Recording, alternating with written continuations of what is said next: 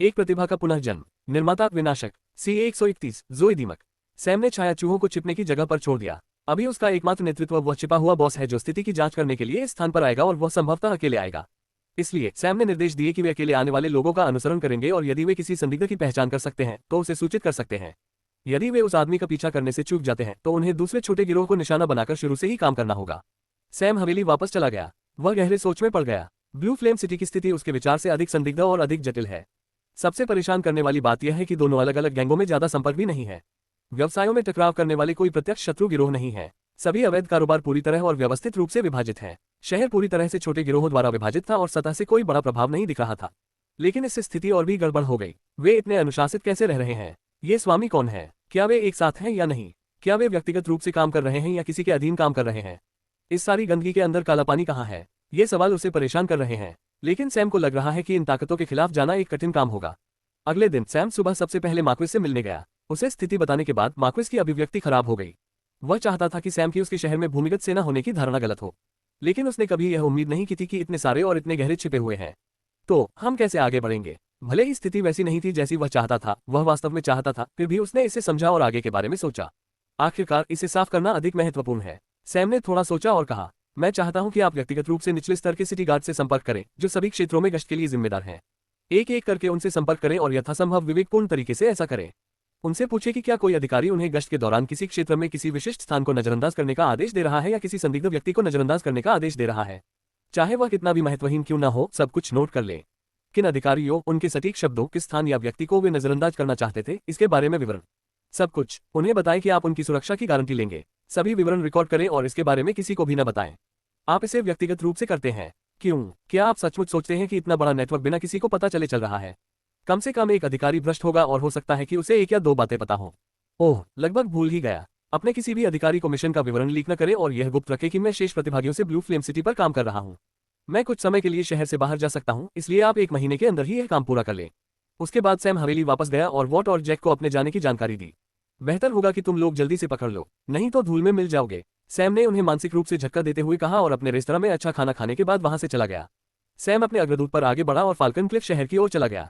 आधे दिन की यात्रा के बाद सैम अंततः उस स्थान पर पहुंच गया जहां वह जाना चाहता था, कीट घाटी। उसका लक्ष्य जोई दीमक रानी है। वह जोई दीमकों की रानी को वश में करना चाहता है और वह इन दीमकों का उपयोग अपने लिए बहुत सारे काम करने के लिए कर सकता है। हालांकि ये जोई दीमक काफी श्रेष्ठ है, वे सैम के साथियों की रक्त रेखा से काफी हीन है। सैम के पास जोई दीमक रानी के साथ मोलभाव करने के लिए कुछ कार्ड हैं, जो एक महान क्षेत्र कृषक के समान स्तर पर एक स्तर 4 जानवर प्रतीत होता है। पिछली बार तो वह नौसिखिया ही था, इसलिए वह तुरंत वहां से भाग गया। हालांकि इस बार उन्होंने अपनी ताकत बढ़ा दी है और कुछ चीजें हैं जो उन्होंने पहले से तैयार की है। लेकिन एक चीज है जो होनी ही चाहिए अगर वह ये सब करना चाहता है, यानी रानी को उससे बात करना स्वीकार करना होगा, नहीं तो सारे प्लान बेकार हो जाएंगे। तो सैम ने वह घास एकत्र की जो इन दीमकों को रोकती है और उन रसों को बाहर निकालना शुरू कर दिया और धीरे धीरे अग्रदूत पर घाटी में प्रवेश करने से पहले पूरी त्वचा पर लगाया। जब वह उस स्थान पर पहुंचा जहां उसने रानी दीमक को देखा तो सैम ने अपनी आध्यात्मिक भावना को भेजना शुरू कर दिया और जल्द ही फुटबॉल के आकार की रानी उसकी नजर में आ गई और उसने सावधानीपूर्वक इसकी जांच की। इंसान, इससे पहले कि मैं नाराज हो जाऊं, बेहतर होगा कि तुम दफा हो जाओ। एक कर्कश महिला आवाज उसके दिमाग में घुस गई। ठीक है, मुझे विदा करने से पहले आप शायद मेरी बात सुनना चाहेंगे। तुम्हारे जैसे लालची जाति के प्राणी से बात करने के लिए मेरे पास कुछ भी नहीं है। सैम अपना सिर हिलाए बिना नहीं रह सका। यहाँ तक कि कीड़े मकोड़े भी इंसानों से घृणा कर रहे हैं। उसने सोचा कि वे लोग जो हमेशा कमजोरों की तुलना कीड़ों से करते हैं, अगर उन्हें यह पता चल जाए तो वे इसके बारे में क्या सोचेंगे। उसने अपने विचारों को अपने दिमाग से झटक दिया और अपनी पार्श्विक आभा को छोड़ना शुरू कर दिया। इससे उन्हें बातचीत करने में मदद मिल सकती है और उनका अनुमान सही था। यह आभा क्या है? ये तो ऐसा नहीं लगता कि ये इंसानों का है। आप वास्तव में क्या है? इस बार आवाज जिज्ञासा से भरी हुई थी। ठीक है, मैं कम से कम आंशिक रूप से इंसान हूँ।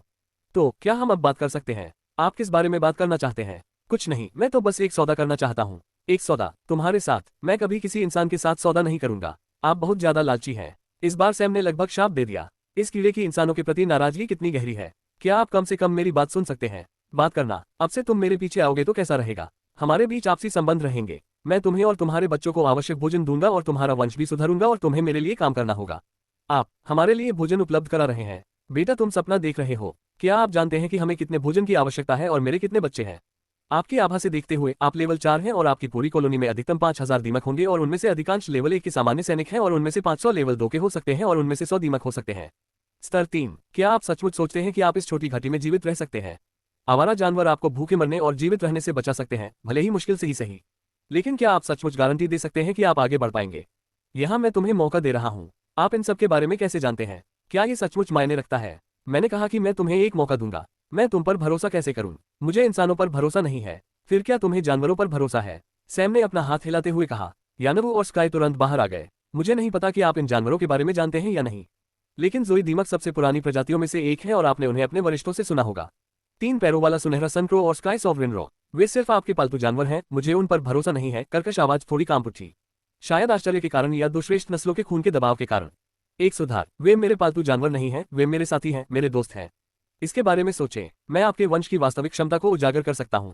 आप और आपके बच्चे तेजी से बढ़ सकते हैं। मैं आपको वह सारा भोजन दे सकता हूं जो आप चाहते हैं। ध्यान से विचार करें। सैम ने अपना काम पूरा किया और तुरंत वहां से चला गया। वह यहां समय बर्बाद न करते हुए वापस जंगल में चला गया, क्योंकि उसे विश्वास है कि वह दीमकों की रानी को हिला सकता है। बेहतर होगा कि वह इन दीमकों के लिए आवश्यक भोजन पर कुछ तैयारी करने पर ध्यान केंद्रित करे। तो सैम कुछ जड़ी बूटियों या पौधों की खोज करने जा रहा है जो तेजी से बढ़ते हैं और साथ ही कुछ ऐसे जानवरों को भी ढूंढ रहे हैं जो तेजी से प्रजनन करेंगे। वह दिव्य आयाम के अंदर एक फार्म बना सकता है। इसलिए सैम अपने जानवरों के साथ पास के जंगलों में शिकार पर निकल गया। उनका पहला निशाना जड़ी बूटियां हैं, जबकि यानवू और स्काई जानवरों पर ध्यान केंद्रित करते हैं। बंदर को कुछ फलों के पेड़ इकट्ठा करने के लिए छोड़ दिया गया है। उस दिन खोज पूरी तरह से निरर्थक रही, अतः उन्होंने डेरा डाला और निश्चिंत नींद ले ली। अगले दिन सुबह सुबह वह ये देखने के लिए पास की धारा में गया कि क्या वह कुछ पकड़ सकता है, और उसे वास्तव में कुछ दिलचस्प चीज मिली और वह एक सुअर था। सुअर और सुअर तेजी से प्रजनन करते हैं और संतानों की संख्या भी काफी अधिक होती है, लेकिन उसे उस बड़े सुअर को एक साथ ही ढूंढना होगा और उसे अनुबंध किए बिना उसे बलपूर्वक प्रस्तुत करने की आवश्यकता होगी, अन्यथा उन्हें खाना बनाना कष्टदायक होगा। सुअर निम्न स्तर का था, इसलिए यह कोई बड़ी समस्या नहीं है।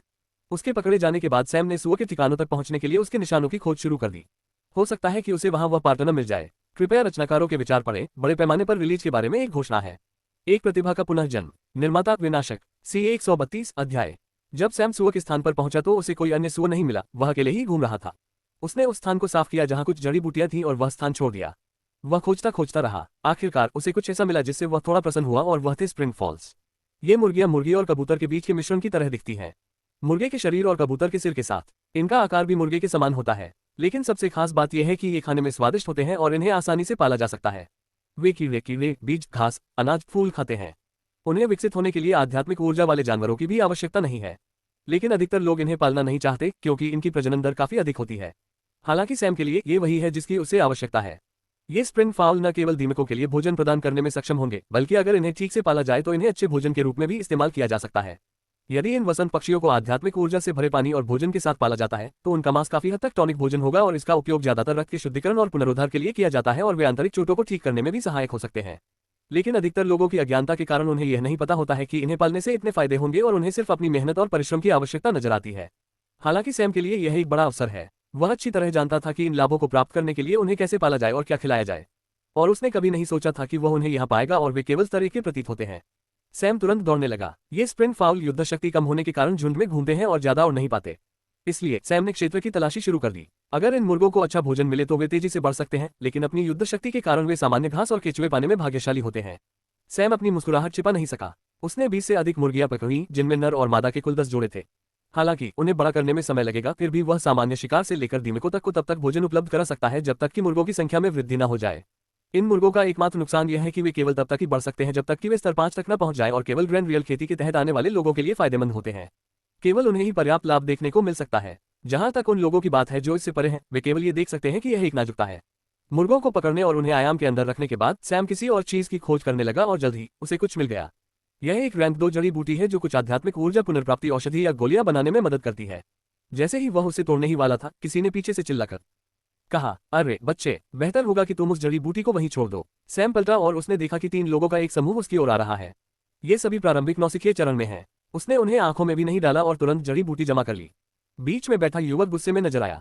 तुम्हारी हिम्मत कैसे हुई? उस पर हमला करो। उसने तुरंत अपने 2 अधीनस्थों को हमला करने का आदेश दिया, लेकिन सैम ने लेट स्टेज नोविस की अपनी आभा जारी कर दी, जिससे वे अपने ट्रैक पर रुक गए। जब उन्होंने सैम का शत्रुतापूर्ण रूप देखा तो युवक डर गया, और जब सैम उसकी ओर बढ़ा तो वह और भी उन्मत्त हो गया और कुछ कदम पीछे हट गया। मेरे पास मत आओ। अगर तुमने मेरे साथ कुछ किया तो तुम बच नहीं सकते। क्या तुम जानते हो मेरे पिता कौन है? तभी सैम ने उन्हें देखा और देखा कि ये कपड़े फार्मास्यूटिकल टावर के हैं। उसे नहीं पता था कि ये किस शहर के हैं, लेकिन उस आदमी की बातों से पता चल रहा था कि वह फार्मास्यूटिकल टावर के किसी उच्च स्तरीय व्यक्ति का बेटा हो सकता है। सैम को ये लोग पसंद नहीं है जो अपने पिता का नाम फेंक देते हैं और कुछ भी लेकर निकल जाते हैं। ये भी एक प्रकार के युवा स्वामी हैं, और ये सबसे खराब प्रकार के हैं।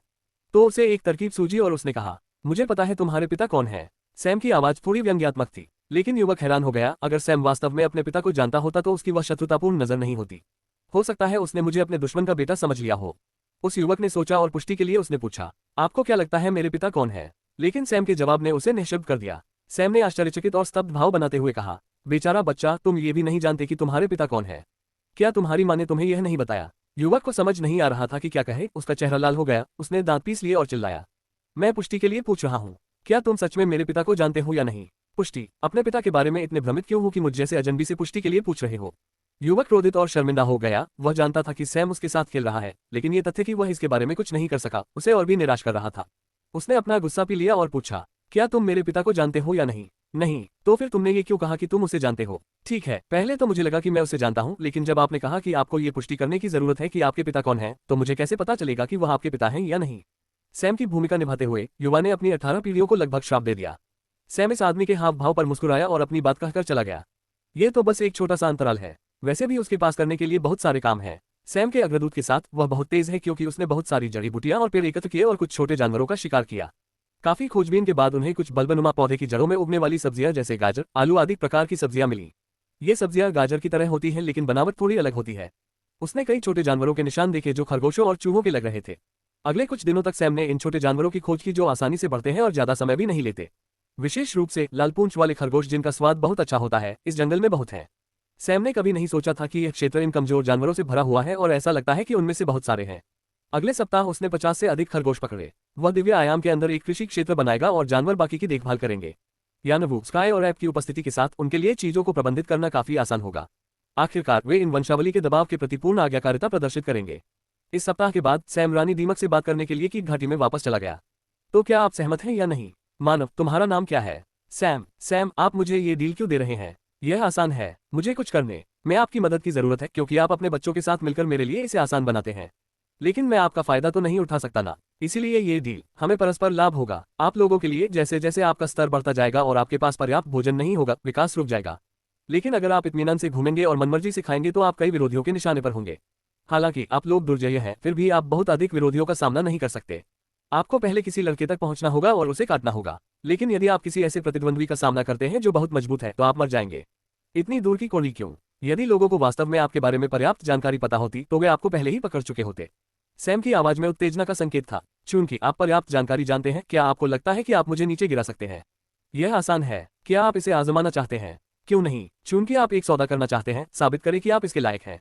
जैसे ही रानी ने ये शब्द कहना समाप्त किया, सैम को कीड़ों के झुंड के बाहर आने का आभास हुआ।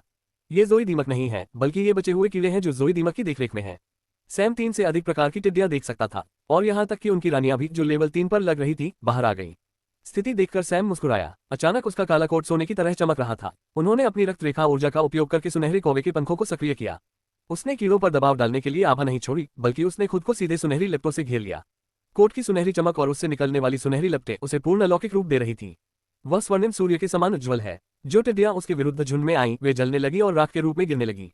लेकिन टिड्डियों का एक समूह ऐसा भी है जिसने आग को सहन कर लिया। वे आग से प्रतिरक्षित हैं, लेकिन काफी हद तक नहीं। जब वे आग की लपटों के केंद्र तक पहुंचे, जो कि सैम है, तो वे भी जलकर मर गए। तेरी लौ अच्छी है, लेकिन आप उस आध्यात्मिक ऊर्जा के साथ कितने समय तक टिके रह सकते हैं? तुम्हें इसके बारे में चिंता करने की जरूरत नहीं है, मेरे पास अपने तरीके हैं। जैसे ही उसने कहा कि सैम हॉबिंगर पर थोड़ा ऊपर तैरने लगा। उसने बस अपने पैरों को थोड़ा सा हिलाया और बोर्ड के किनारों पर छोटे आयताकार छेद दिखाई देने लगे।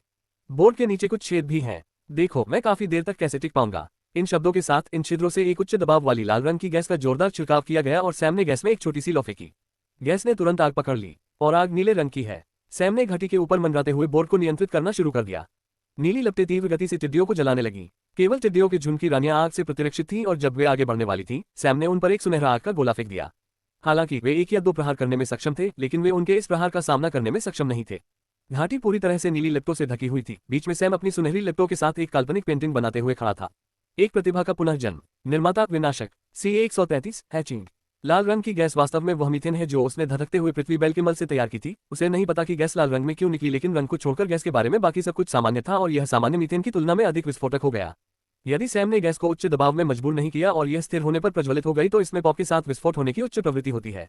वह इसका इस्तेमाल विस्फोटक बनाने में भी कर सकता है। उसने पहले से ही ऐसा करने की योजना बना ली थी। पर्याप्त, रानी जोई दीमक ने तुरंत चिल्लाया जब उसने देखा कि स्थिति दक्षिण की ओर जा रही है। सभी टिड्डियां पीछे हट गईं और यहां तक कि सैम ने भी गैस का प्रवाह रोक दिया और अपने चारों ओर आग को रोक लिया।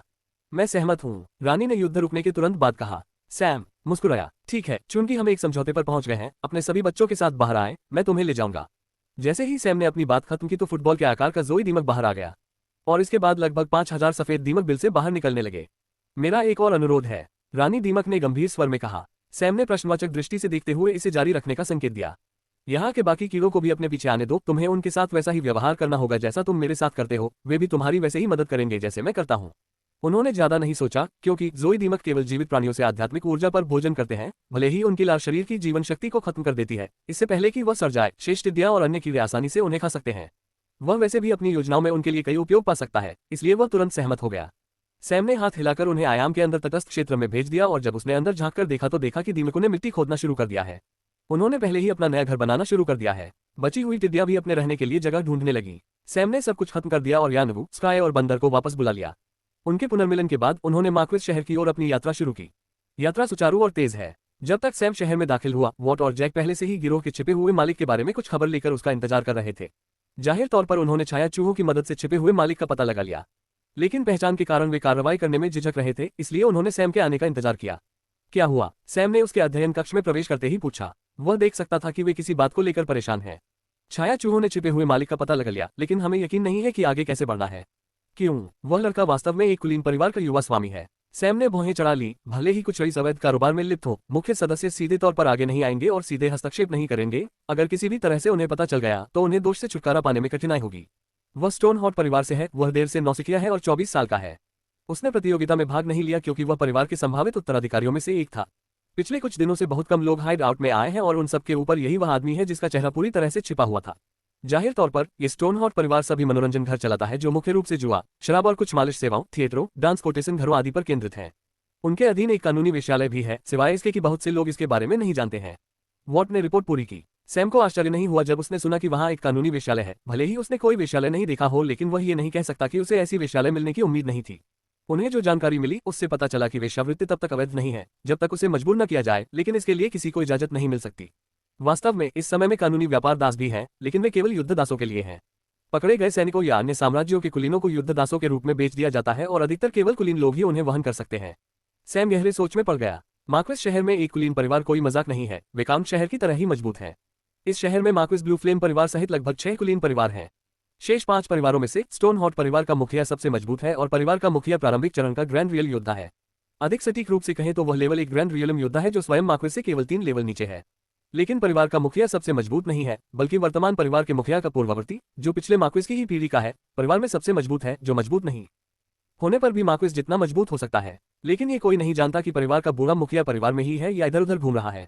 केवल वे ही नहीं, परिवार के सभी मौजूदा मुखिया मार्क्विस की ही पीढ़ी के हैं और पिछली पीढ़ी के मुखिया पर्दे के पीछे से खेल रहे हैं। इसीलिए कुलीन परिवारों से पंगा लेना काफी मुश्किल है और अब उनका लक्ष्य एक कुलीन परिवार के मुखिया पद का संभावित उत्तराधिकारी है। यदि उनके कार्य करने के बाद किसी को कोई छोटा सा भी संबंध पता चला तो चीजें जटिल हो जाएंगी। कुछ देर सोचने के बाद सैम ने पूछा, उनकी दिनचर्या? वह प्रतिदिन सुबह से दोपहर तक, दोपहर से शाम तक जंगल में प्रशिक्षण लेता है। वह अपनी संपत्ति से बिल्कुल भी बाहर नहीं आता है। हर शाम वह अपने परिवार के किसी व्यवसाय की जांच करने के लिए घूमने जाता है। ऐसा लगता है कि उसने यही चुना है, यादृच्छिक रूप से चयन। वह हर रात शानदार भोजन करेगा। वह अपनी हवेली में पूरी रात खेती करता है। उनके 2 गार्ड हैं जो हमेशा उनके साथ रहते हैं। वह युवा उस्तादों से ज्यादा घुलते मिलते नहीं है। वह सादा और सरलता से रहता है। उसके पास नौकरानियां या अन्य नौकर भी नहीं है। भोजन ही एकमात्र भौतिक वस्तु है जो वह चाहता है और वह हमेशा बहुत खाता है। ये खाना उन्हें जे के रेस्तरां से मिलता था, लेकिन पिछले 2 दिनों से उन्हें ये खाना आपके रेस्तरां से मिल रहा है। जब सैम ने ये सुना तो वह फिर सोचने लगा। अगले सप्ताह तक उसकी गतिविधियों पर नजर रखें, जांचें कि क्या उसका अन्य लोगों के साथ कोई संबंध है, छाया चूहों का उपयोग करें और आप व्यक्तिगत रूप से भी कार्य करें। जांचें कि क्या वह किसी विशेष मामले में अजीब व्यवहार कर रहा है। सैम ने अपने निर्देश दिए। वॉट और जैक तुरंत बाहर चले गए। कुछ सोचने के बाद सैम ने दरवाजा बंद कर दिया और आयाम में प्रवेश किया। इस समय तक दीमक और टिड्डियां पहले से ही नए घर में समायोजित हो रही होती हैं। वास्तव में उनमें से कई खुश महसूस कर रहे हैं क्योंकि यह आयाम आध्यात्मिक ऊर्जा से भरा है। सैम बंदर के पास गया और उसे कुछ निर्देश दिए। वानर ने एक विशाल गोलाकार गड्ढा खोदना शुरू किया। वह अपने भविष्य के बिजनेस की तैयारी कर रहे हैं। सैम धीरे धीरे हाइड्रा एग की ओर चला। अंडा सेने के अंतिम चरण में आ गया है और यह कुछ ही घंटों में तैयार हो जाएगा। उसने ये सुनिश्चित करने के लिए अपनी यात्रा की उचित योजना बनाई कि अंडे फूटने से पहले वह शहर में वापस आ जाएगा। 3 घंटे से अधिक समय तक इंतजार करने के बाद सैम ने देखा कि अंडे के अंदर छोटी छोटी दरारें बन रही हैं। उसने अंडे को थोड़ा थोड़ा करके टूटते हुए देखा और एक छोटे सांप का सिर छेद से बाहर निकला। कुछ ही सेकंड में पूरा अस्तित्व बाहर आ गया और सैम 9 सिर वाले हाइड्रा, कुत्ते के पिछले हिस्से, अगले पैरों के पंजे, ड्रैगन की पूंछ, लेकिन उन सभी को लघु रूप में देख सकता था। 9 सांपों के सिर इधर उधर घूम रहे थे और उत्सुकता से इधर उधर देख रहे थे। सैम जानवर की ओर नहीं चला। वह वहीं खड़ा रहा और उसे देखता रहा। कुछ समय बाद छोटे हाइड्रा ने सैम की ओर देखा और उसके सभी 9 सिरों ने उसकी ओर देखा और तुरंत छोटा प्राणी अनाड़ीपन से उसकी ओर चल दिया। उसे अपने शरीर के लिए अभ्यस्त होने में कुछ समय लगा और कुछ संघर्ष और कड़ी मेहनत के बाद आखिरकार हाइड्रा अपने पैरों पर खड़ा हो गया। इसने अपने मध्य सिर को उसके पैरों की ओर धकेला, मानो उसे ले जाने के लिए कह रहा हो। सैम ने धीरे से 4 साल के बच्चे के आकार के बच्चे को उठाया और मुस्कुराते हुए उसकी ओर देखा। प्राणी उससे ऐसे लिपट गया मानो वह उसके लिए सबसे परिचित और सबसे सुरक्षित चीज हो। ऐसा अनसीलिंग के कारण होता है। चूंकि सैम ने रूल्स बनाने के लिए अपने रक्त का उपयोग किया था, हाइड्रा उसकी उपस्थिति से परिचित है। ये वह विधि है जिसका उपयोग कैद किए गए हाइड्रा ने यह सुनिश्चित करने के लिए किया कि बच्चा उस व्यक्ति के साथ मिल जाए जिसने अंडे को सेया है। सैम ने बच्चे को करीब से देखा। यह अधिकतर सफेद रंग का होता है और इसके सिर के पीछे बैंगनी रंग के पैटर्न होते हैं। बैंगनी पैटर्न उनकी आंखों से शुरू होकर सिर के पीछे रीढ़ तक और पूंछ पर खत्म होते थे। लिंग की जांच करने के बाद सैम को पता चला कि यह एक लड़की है और सैम इस बारे में बहुत सोचने लगा कि उसे उसका नाम क्या रखना चाहिए। आखिरकार ये प्रतिभा नामकरण के मामले में बिल्कुल मूर्ख है। एक प्रतिभा का पुनर्जन्म। निर्माता विनाशक CA 134 मिया। सैम ने थोड़ा सोचा और एक उपयुक्त नाम के बारे में सोचने की कोशिश की। कुछ सोचने के बाद वह अभी भी नहीं जानता कि हाइड्रा के लिए क्या उपयुक्त होगा जो संभवतः भविष्य में एक प्रकार बन सकता है। कुछ विचार के बाद सैम ने इसका नाम मिया रखने का फैसला किया। इसलिए नहीं कि उसे लगा कि यह उचित है, बल्कि वह इस निष्कर्ष पर पहुंचा क्योंकि वह जानता था कि वह कभी यह निर्णय नहीं कर पाएगा कि कोई नाम उपयुक्त होगा या नहीं। और खुद को सही ठहराने के लिए सैम ने कहा, जैसा कि शेक्सपियर ने कहा था, नाम में क्या रखा है। किसी भी अन्य नाम से गुलाब की महक उतनी ही मीठी होगी और इससे कोई फर्क नहीं पड़ता कि आपका नाम क्या रखा गया है। आप अभी भी मेरे कहे अनुसार सबसे मजबूत हाइड्रा होंगे जो हमेशा के लिए रहता है। तो आपका नाम मिया है। उद्धरण चिन्ह। ये कहते हुए सैम ने उसके सिर पर हाथ फेरा। मिया खुश लग रही थी क्योंकि यह और भी अधिक आराम से चिपक गया था। हालांकि सैम को ये पसंद आया, लेकिन अब उसके सामने एक और समस्या है और वह है हाइड्रा को जल्दी से सुधारना। बहुत से लोग सोच सकते हैं कि अमर जानवरों की संतान उच्च स्तर की होगी, लेकिन उनके पास केवल एक बड़ी क्षमता है। इसके अलावा वे स्तर शून्य जानवरों के रूप में भी शुरू करते हैं। लेकिन यही समस्या है। सैम पहले से ही अंतिम चरण में नौसिखिया है। अगर उसे महान दायरे में पहुंचने पर मिया के साथ अनुबंध करने की जरूरत है तो उसे स्तर 3 के शिखर तक बढ़ने तक इंतजार करना होगा। वास्तव में अनुबंध करने का एक तरीका है, भले ही जानवर निचले स्तर का हो, इससे मिया को तेजी से बढ़ने में भी मदद मिलती है। उसकी और बाकी जानवरों की आध्यात्मिक ऊर्जा को साझा करने के कारण विकास दर अविश्वसनीय रूप से तेज होगी। लेकिन इस पद्धति के साथ समस्या यह है कि उसके वर्तमान शक्ति स्तर के साथ यदि वह अनुबंध को अच्छी तरह से नियंत्रित नहीं करता है, जब वह निचले स्तर के जानवर से जुड़ा होता है तो जानवर पर दुष्प्रभाव हो सकते हैं। अनुबंध सफल होने के बाद भी उसे आध्यात्मिक ऊर्जा के बंटवारे पर बेहद सावधानी से नियंत्रण रखना होगा ताकि मिया इसे ठीक से पचा सके। अगर कोई दुर्घटना होती है तो परिणाम गंभीर होंगे। इसलिए उन्होंने ऐसा करने की हिम्मत नहीं की। फिर उसने हाइड्रा के खून के पूल के बारे में सोचा। वह अभी भी सोच रहा है कि हाइड्रा ने खून का तालाब क्यों छोड़ दिया। गठन से ये हाइड्रा के मांस की तरह ही ऊर्जा में परिवर्तित हो गया होता यदि जानवर स्वयं शरीर से रक्त को जबरदस्ती बाहर नहीं निकालता। सैम मिया को हाइड्रा ब्लड के पूल में ले गया। जब वह श्वास उपकरण के साथ संरचना में प्रवेश किया तो उसने पूल के बीच में जल्लाद की तलवार देखी। इसे वहां कंकाल के सहारे रखा गया था। सैम ने तलवार में कुछ बदलाव देखे। भले ही उसने इसकी करीब से जांच नहीं की, फिर भी वह देख सकता है कि ब्लड आयरन अपने ग्रेड में सुधार करता दिख रहा है। उन्होंने अभी भी इसे बाहर नहीं निकाला है। पूल के भीतर अभी भी इसमें सुधार की बहुत गुंजाइश है। इस समय उसे अपने हाथों में थोड़ी अशांति महसूस हुई और जब उसने मिया की ओर देखा तो वह पूल की ओर देख रही थी और उसके सभी सिर स्थिर थे और सभी की निगाहें पूल पर केंद्रित थीं। उसे कुछ अपनापन सा महसूस हो रहा था। सैम ने धीरे से उसे नीचे बिठाया और वह धीरे धीरे पूल के किनारे की ओर चल दी। उसने उत्सुकतावश उसके अगले अंगों को पूल के अंदर रख दिया। उसकी आंखें तुरंत चमक उठी और तेजी से तालाब में कूद पड़ी। सैम एक पल के लिए चिंतित हो गया और जब उसने मिया को अपना सिर बाहर निकालते देखा तभी उसे आराम मिला। मिया धीरे धीरे पूल के चारों ओर तैरने लगी। कुछ समय बाद यह और अधिक परिचित हो गया और तैरना शुरू कर दिया। सैम को एहसास हुआ कि मिया के साथ कुछ हो रहा है और उसने अपनी अवलोकन क्षमता का उपयोग करना शुरू कर दिया। वह महसूस कर सकता था कि रक्त से आध्यात्मिक ऊर्जा मिया में परिवर्तित हो रही है, क्योंकि बाद में उसने इसे तुरंत अवशोषित कर लिया और चीजों को देखने से उसे पता भी नहीं चला कि वह अवशोषित कर रही है। सैम पूल से बाहर आया और यानवू से स्थिति के बारे में पूछा। ठीक है, वास्तव में हमारे स्तर के जानवर तेजी से बढ़ते हैं। आपकी सहायता करने के लिए मुझे जानबूझकर स्तर 1 की खेती के साथ छोड़ दिया गया था। अन्यथा सभी जानवर अपनी मां से आध्यात्मिक ऊर्जा को अवशोषित करके शिशु अवस्था में बढ़ते हैं। अब मिया को भी ऐसा करना चाहिए। सैम को आश्चर्य नहीं हुआ क्योंकि उसने पहले ही सोचा था कि ऐसा हो सकता है। उसे यानवू की खेती पर कुछ संदेह भी था, लेकिन उसने पूछने से खुद को रोक लिया। अब वह जानता था कि यानवू को जानबूझकर दबाया गया था। सैम भ्रमित था। लिंग तियान और इतने सारे विशेषाधिकार देने के उसके कार्यों के बारे में उसके मन में सवाल पहले से ही भ्रमित करने वाले हैं। अब जब वह जानता था कि लिंग तियान ने एक पौराणिक जानवर को 15 वर्षों तक सुधार न करने के लिए मना किया था तो यह और भी अधिक भ्रमित करने वाली बात थी। किसी व्यक्ति का समर्थन करने के लिए उस हद तक क्यों जाए? उसे तो बस उत्तर की आवश्यकता है। उद्देश्य, इस सब का उद्देश्य क्या है? भले ही उसे पीट कर मार डाला जाए, लेकिन उसे विश्वास नहीं होगा कि लिंग तियान वास्तव में उसे अपनी क्षमता तक पहुंचने का मौका देने के लिए ऐसा कर रहा है। पर्दे के पीछे कुछ ऐसा चल रहा है जिससे वह पूरी तरह बेखबर थे। सैम ने मिया का फिर से चेकअप किया और आयाम छोड़ दिया। उसे भविष्य की योजनाओं के बारे में सोचने की जरूरत है। हालांकि उनका व्यवसाय काफी अच्छा चल रहा है, लेकिन उन्हें जल्द ही इस शहर से बाहर जाना होगा और उन्हें भविष्य में विस्तार कैसे करना है इस पर विचार करना होगा। एक बार जब वह ड्यूकडॉम राजधानी में प्रवेश करता है तो उसके पास कुछ और उत्पाद होने चाहिए जिनका निर्माण केवल वही कर सकता है। चूंकि वहां की अर्थव्यवस्था बड़ी है, इसलिए वह इसका उपयोग कर सकता है और उन्हें जितना हो सके सुखाकर दूध निकाल सकता है और अपनी जेबें भर सकता है। आखिरकार उसके साथी बढ़ रहे हैं और उसे उन सभी को खिलाने का एक तरीका खोजने की जरूरत है। हालांकि वह एक फार्म बनाने की योजना बना रहा है, लेकिन उसे तब तक एक रास्ता खोजने की जरूरत है जब तक कि फार्म काफी बड़े आकार का न हो जाए। तब तक उसे बस खाना खरीदने के लिए अपने पैसे खर्च करने होंगे।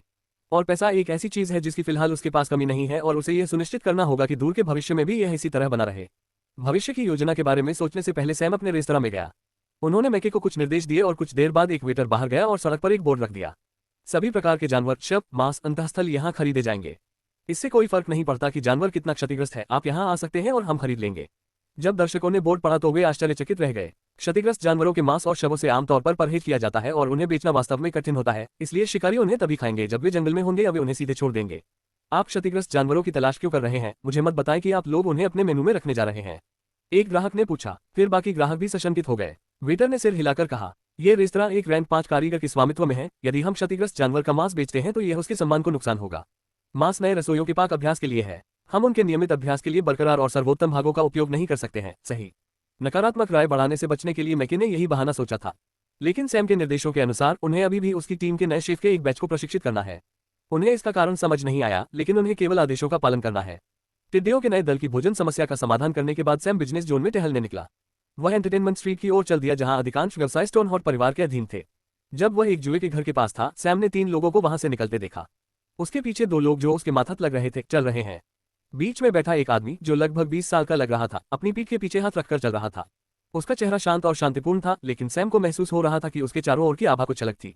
वह शांतिपूर्ण लग रहा था, लेकिन सैम के नजरिए और प्रवृत्ति से यह शांति के बजाय भावनाहीनता अधिक लग रहा था। वह अलग थलग लग रहा था, जैसे कि वह उस जगह का नहीं है और उसके आसपास की हर चीज पूरी तरह से उपेक्षित है। यह उपेक्षा वैसी नहीं है जैसी सैम ने व्यक्त की थी। सैम की किसी भी चीज की उपेक्षा तभी होगी जब वह उस चीज को अपने ध्यान के योग्य नहीं समझेगा। लेकिन इस व्यक्ति की उपेक्षा ऐसी महसूस होती है जैसे उसे किसी भी चीज के बारे में नहीं होना चाहिए, जैसे कि उसे हर चीज पर अपना ध्यान नहीं लगाना चाहिए। यह थोड़ा मजबूर लग रहा था। सैम ने इन सभी चीजों को एक नजर में देख लिया। हर तरह के लोगों से मिलने का यही उसका अनुभव है।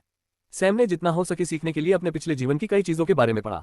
विषय को समझना जितना कठिन था, उसने उतना ही अधिक प्रयास किया और वह उतना ही अधिक कुशल हो गया। और उसने जो भी चीजें पढ़ी उनमें से सबसे अधिक चीजें लोग हैं, उनकी भावनाएं, उनकी अभिव्यक्तियां। सब कुछ समझना इतना कठिन है कि हम ये भी नहीं जानते कि क्या उनकी अभिव्यक्तियां और शब्द वास्तव में वही हैं जो वे व्यक्त करना चाहते थे। कुछ लोग 2 चेहरे वाले होते हैं, कुछ 3 चेहरे वाले, कुछ लोग ऐसे कई चेहरों वाले होते हैं जिन्हें कोई गिन नहीं सकता। सैम इस तरह के लोगों से सबसे ज्यादा डरता था और इस पर काबू पाने के लिए उसने लोगों को पढ़ना सीखा। इसलिए यदि वह किसी व्यक्ति को उसकी सबसे सामान्य स्थिति में पकड़ सकता है तो वह बहुत सारी जानकारी प्राप्त कर सकता है। और इस व्यक्ति से मिली जानकारी से उसने अपनी पहचान का अनुमान लगाया। युवा गुरु पाषाण हृदय, एक प्रतिभा का पुनर्जन्म, निर्माता विनाशक, CA 135। पूछताछ। सैम की मुलाकात यंग मास्टर स्टोन हॉट से नहीं हुई। वह बस कुछ देर तक दूसरे पक्ष को देखता रहा और अपने रास्ते चला गया। वह बस इंतजार करना चाहता है और इस आदमी पर जांच रिपोर्ट देखना चाहता है और फिर तय करना चाहता है कि आगे क्या करना है। 1 हफ्ते के बाद जब उसे रिपोर्ट मिली तो सैम ने फैसला किया कि उसे क्या करना है। ये लड़का अपने निजी घर में छुप छुप कर किसी से मिलता रहा है। उस घर तक उसके और उसके 2 गार्डों के अलावा किसी का प्रवेश नहीं है। लेकिन शैडो चूहे जो वापस लाए, उससे एक व्यक्ति इस निजी घर में चोरी से आया और ऐसा लगा कि यंग मास्टर उसका बहुत सम्मान करता था। उन्होंने कुछ खेती के बारे में बात की और फिर मुख्य बिंदु पर छुपे हुए स्थान का विनाश। वे इस बात की जांच कर रहे थे कि इसके लिए कौन जिम्मेदार है, लेकिन कोई फायदा नहीं हुआ। अब जबकि उनके संदेह की पुष्टि हो गई है, सैम के पास करने के लिए केवल एक ही काम है। छाया चूहों में से एक पहले से ही उस आदमी का पीछा कर रहा था जो उस रात युवा मास्टर से मिलने गया था और उन्हें केवल इस बात की रिपोर्ट का इंतजार करना है कि वह आदमी कौन है। सैम को इस युवा मास्टर को पाने के लिए एक योजना बनानी होगी, बिना किसी को पता चले। अगर एक भी सुराग बचा तो उसके पास 2 ही विकल्प बचेंगे, एक है भागना और दूसरा है दूसरे परिवार का फिर से नरसंहार करना। इसलिए यह सुनिश्चित करना बेहतर होगा कि कोई सुराग न बचे। कुछ देर सोचने के बाद सैम को एक विचार आया। वह तुरंत हवेली से निकल गया और मैके से मिलने उसके रेस्तरां में चला गया। एक निजी कमरे में प्रवेश करने के बाद सैम ने एक फॉर्मेशन रखा और कुछ समय तक चर्चा की। सैम अपनी हवेली में वापस चला गया और धैर्यपूर्वक अपनी चाल चलने के लिए रात होने का इंतजार करने लगा। इसी क्षण युवा मास्टर स्टोन हॉट अपने निजी घर में है और गर्मागर्म स्वादिष्ट भोजन से भरी मेज देख रहा है। भोजन की सुगंध की प्रशंसा करने के बाद उसकी लार टपकने लगी और उसने धीरे धीरे भोजन का स्वाद चखना शुरू कर दिया। उसे लगा कि खाने में कुछ नया तो है, लेकिन उससे भी ज्यादा स्वादिष्ट है। उसने सारा खाना चख कर लिया और उसे पता भी नहीं चला। वह मेज पर बेहोश होकर गिर पड़ा। उसका मुंह अभी भी खुला था। सुरक्षा गार्डों को पता नहीं था कि अंदर क्या हो रहा है, क्योंकि यंग मास्टर ने छिपने की व्यवस्था कर रखी थी। आखिरकार ये स्थान उसके और उस बुजुर्ग के लिए मिलन स्थल है, इसलिए वह कोई जोखिम नहीं लेना चाहता था और गठन वहीं रखा गया था। कमरे में कुछ पल की शांति के बाद एक काली छाया धीरे धीरे अंदर दाखिल हुई और जब वह छाया स्थिर रही तो एक छोटा सा नीले रंग का क्रिस्टल दिखाई दिया। सैम क्रिस्टल से बाहर कमरे में आया और ज्यादा इंतजार किए बिना उसने तुरंत युवा मास्टर को उठाया और उसे दिव्य आयाम के अंदर फेंक दिया। उसने चारों ओर देखा और गायब होने से पहले बचा हुआ भोजन साफ कर दिया। परछाई जितनी दिखाई दी उतनी ही सावधानी से गायब भी हो गई। सैम ने उसी तकनीक का उपयोग किया जिसका उपयोग उसने फाल्कन क्लिफ शहर में ब्लैक तालाब पर हमला करते समय किया था। तब उसने इसका उपयोग सिर्फ हमला करने के लिए किया था और अब उसने इसका उपयोग किसी का अपहरण करने के लिए किया था। उन्होंने बस एक सरल युक्ति अपनाई। चूंकि यंग मास्टर स्टोन हॉट अपने रेस्तरां से खाना खरीद रहा है, उसने रेड कोरल सिटी की ब्लैक वाटर शाखा से प्राप्त दवाओं का उपयोग किया। उसने उन्हें संग्रहित कर लिया ताकि उसे इससे कुछ उपयोग मिल सके। इसलिए उसने दवा के साथ भोजन में हेराफेरी की और खुराक काफी भारी थी। चूंकि वह नहीं चाहता कि कोई दुर्घटना हो, इसलिए उसने उच्च खुराक का इस्तेमाल किया जो उस आदमी को बेहोश कर देगा। अब अपहरण पूरा हो गया है, सैम को अपनी आवश्यक जानकारी प्राप्त करने के बारे में चिंता करने की जरूरत नहीं है। कुछ समय बाद दिव्य आयाम के भीतर सैम ने यंग मास्टर पर एक हार डाला जो अभी भी गहरी नींद में सो रहा था और उसे एक कुर्सी से बांध दिया। यह हार किसी की खेती को बंद करने के लिए शिलालेखों से बना एक प्रतिबंध है। हालांकि यह उनमें से सबसे कम है और सैम अपनी वर्तमान खेती के साथ रैंक 2 पर केवल एक ही स्थान बना सका। उसने गुणवत्ता के लिए मात्रा का उपयोग किया। एक अंतिम चरण का नौसिखिया जो काफी मजबूत है, अगर उसने कुछ प्रयास किया तो वह इस प्रतिबंध का मुकाबला कर सकता है। इसलिए सैम ने 10 से अधिक प्रतिबंध बनाए और उस हार पर प्रतिबंधों की एक छोटी शिलालेख श्रृंखला बनाई। पीड़ित के प्रयास को बेकार कर देना। अब सैम कुछ और सोच रहा है। क्या उसे जैक और वॉट को जांच के लिए अंदर लाना चाहिए या नहीं? कुछ देर सोचने के बाद वह उन्हें अंदर लाने के निर्णय पर पहुंचा। वह वॉट पर भरोसा कर सकता था, क्योंकि चांदी के उल्कापिंड रेत उत्पाद उसका अंतिम परीक्षण है जो उसने उसे दिया था। जो कोई वफादार नहीं है और केवल लाभ के लिए यहाँ आया है, वह उन महंगी और दुर्लभ धातुओं की ओर आकर्षित हो गया होगा। एक और संभावना है कि वॉट और भी अधिक निचोड़ने की कोशिश कर रहा होगा, लेकिन सैम ने ऐसा नहीं सोचा था। एक सामान्य 15 साल का बच्चा जो दुनिया को नहीं जानता, क्या जान सकता है? कुछ अनाथों के विपरीत जो सांसारिक सुखों से ईर्ष्या करते हैं, वॉट उनसे अलग हो गया था और आत्मदया में खुद को डुबो रहा था। जहां तक जैक की बात है, वह पहले से ही जानता था कि सैम के पास कोई उपकरण है जो जीवित प्राणियों को संग्रहित कर सकता है। यदि वह उसे धोखा देना चाहता है तो उसके पास पहले से ही मौका था। जहां तक हवेली में युवा मालिक से पूछताछ करने की बात है, सैम ने ऐसा करने की हिम्मत नहीं की। यदि युवा गुरु के साथ संबंध रखने वाले बुजुर्ग को एहसास होता है कि उसका अपहरण कर लिया गया है और उसने तलाश शुरू कर दी है, तो परेशानी होगी। यदि वह बहुत शक्तिशाली है और आध्यात्मिक भावना हवेली के छिपे हुए कमरों तक पहुंच सकती है। अभी सैम मार्क्वेस सिटी में खेल रहा है, एक बड़ा मैदान जिसमें उसके मुकाबले कई मजबूत लोग हैं। उसे यह सुनिश्चित करना होगा कि उसने संदेह या संदेह का कोई धागा नहीं छोड़ा है। उस रात सैम ने वॉट और जैक को अपने अध्ययन कक्ष में बुलाया। उन्होंने उन्हें आराम करने के लिए कहा और हाथ हिलाकर उन दोनों को दिव्य आयाम में स्थानांतरित कर दिया। जब उन्होंने विशाल मीनार और विभिन्न विशाल तात्विक क्षेत्रों को देखा तो वे अवाक रह गए। उन्होंने कभी उम्मीद नहीं की थी कि सैम के पास इस पैमाने का कुछ है। तभी उनकी नजर युवा मास्टर पर पड़ी जो एक कुर्सी से बंधा हुआ था। रहस्यमय एहसास पैदा करने के लिए सैम ने जानबूझकर उसे इस खुले क्षेत्र में छोड़ दिया। उसने आश्चर्य का स्वाद चखने के लिए वॉट और जैक का इंतजार नहीं किया, वह बस यंग मास्टर की ओर चला और उसके गले में कुछ पाउडर डाल दिया। ये औषधि का प्रतिकारक है। जब युवा मास्टर स्टोन हॉट ने अपनी आंखें खोली तो वह अपने सामने का दृश्य देखकर अवाक रह गया। उसने चारों ओर देखा कि वहां बहुत सारी विभिन्न प्रकार की जड़ी बूटियां और पेड़ लगे हुए थे। इससे पहले कि वह कुछ समझ पाता, सैम ने उसे सदमे से बाहर निकालने के लिए उसके चेहरे पर तमाचा मारा और कहा, युवा मास्टर स्टोन हॉट, मुझे नहीं पता कि आप मुझे जानते हैं या नहीं। मैं सैम हूँ, रैंक 5 का कारीगर। ये दोनों जैक और वॉट हैं। हम ही वो लोग हैं जिन्होंने आपके वेश्यावृत्ति के अड्डे को नष्ट कर दिया है। जब युवा मास्टर ने ये शब्द सुने तो उसका चेहरा तुरंत बदल गया। उसके भाव आश्चर्य से भर गए। वह नहीं जानता था कि स्थिति के बारे में क्या सोचे। अपने सदमे से उबरने के बाद वह एक नतीजे पर पहुंचे। उनकी भागीदारी से समझौता किया गया था। 4 लोगों के अलावा कोई नहीं जानता था कि देह व्यापार के अड्डे के पीछे वही शख्स है।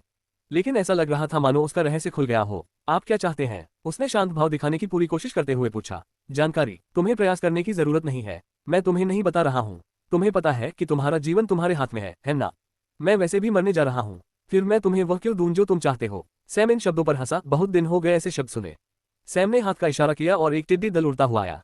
आपने जो कहा वह सही है, लेकिन मैं देखना चाहूंगा कि क्या आप कुछ सेकंड बाद यही बात कहेंगी। उसने अपना हाथ हिलाया और कीड़े हिल गए युवा मास्टर की ओर और उसके पैरों में अपना रास्ता कुतरना शुरू कर दिया।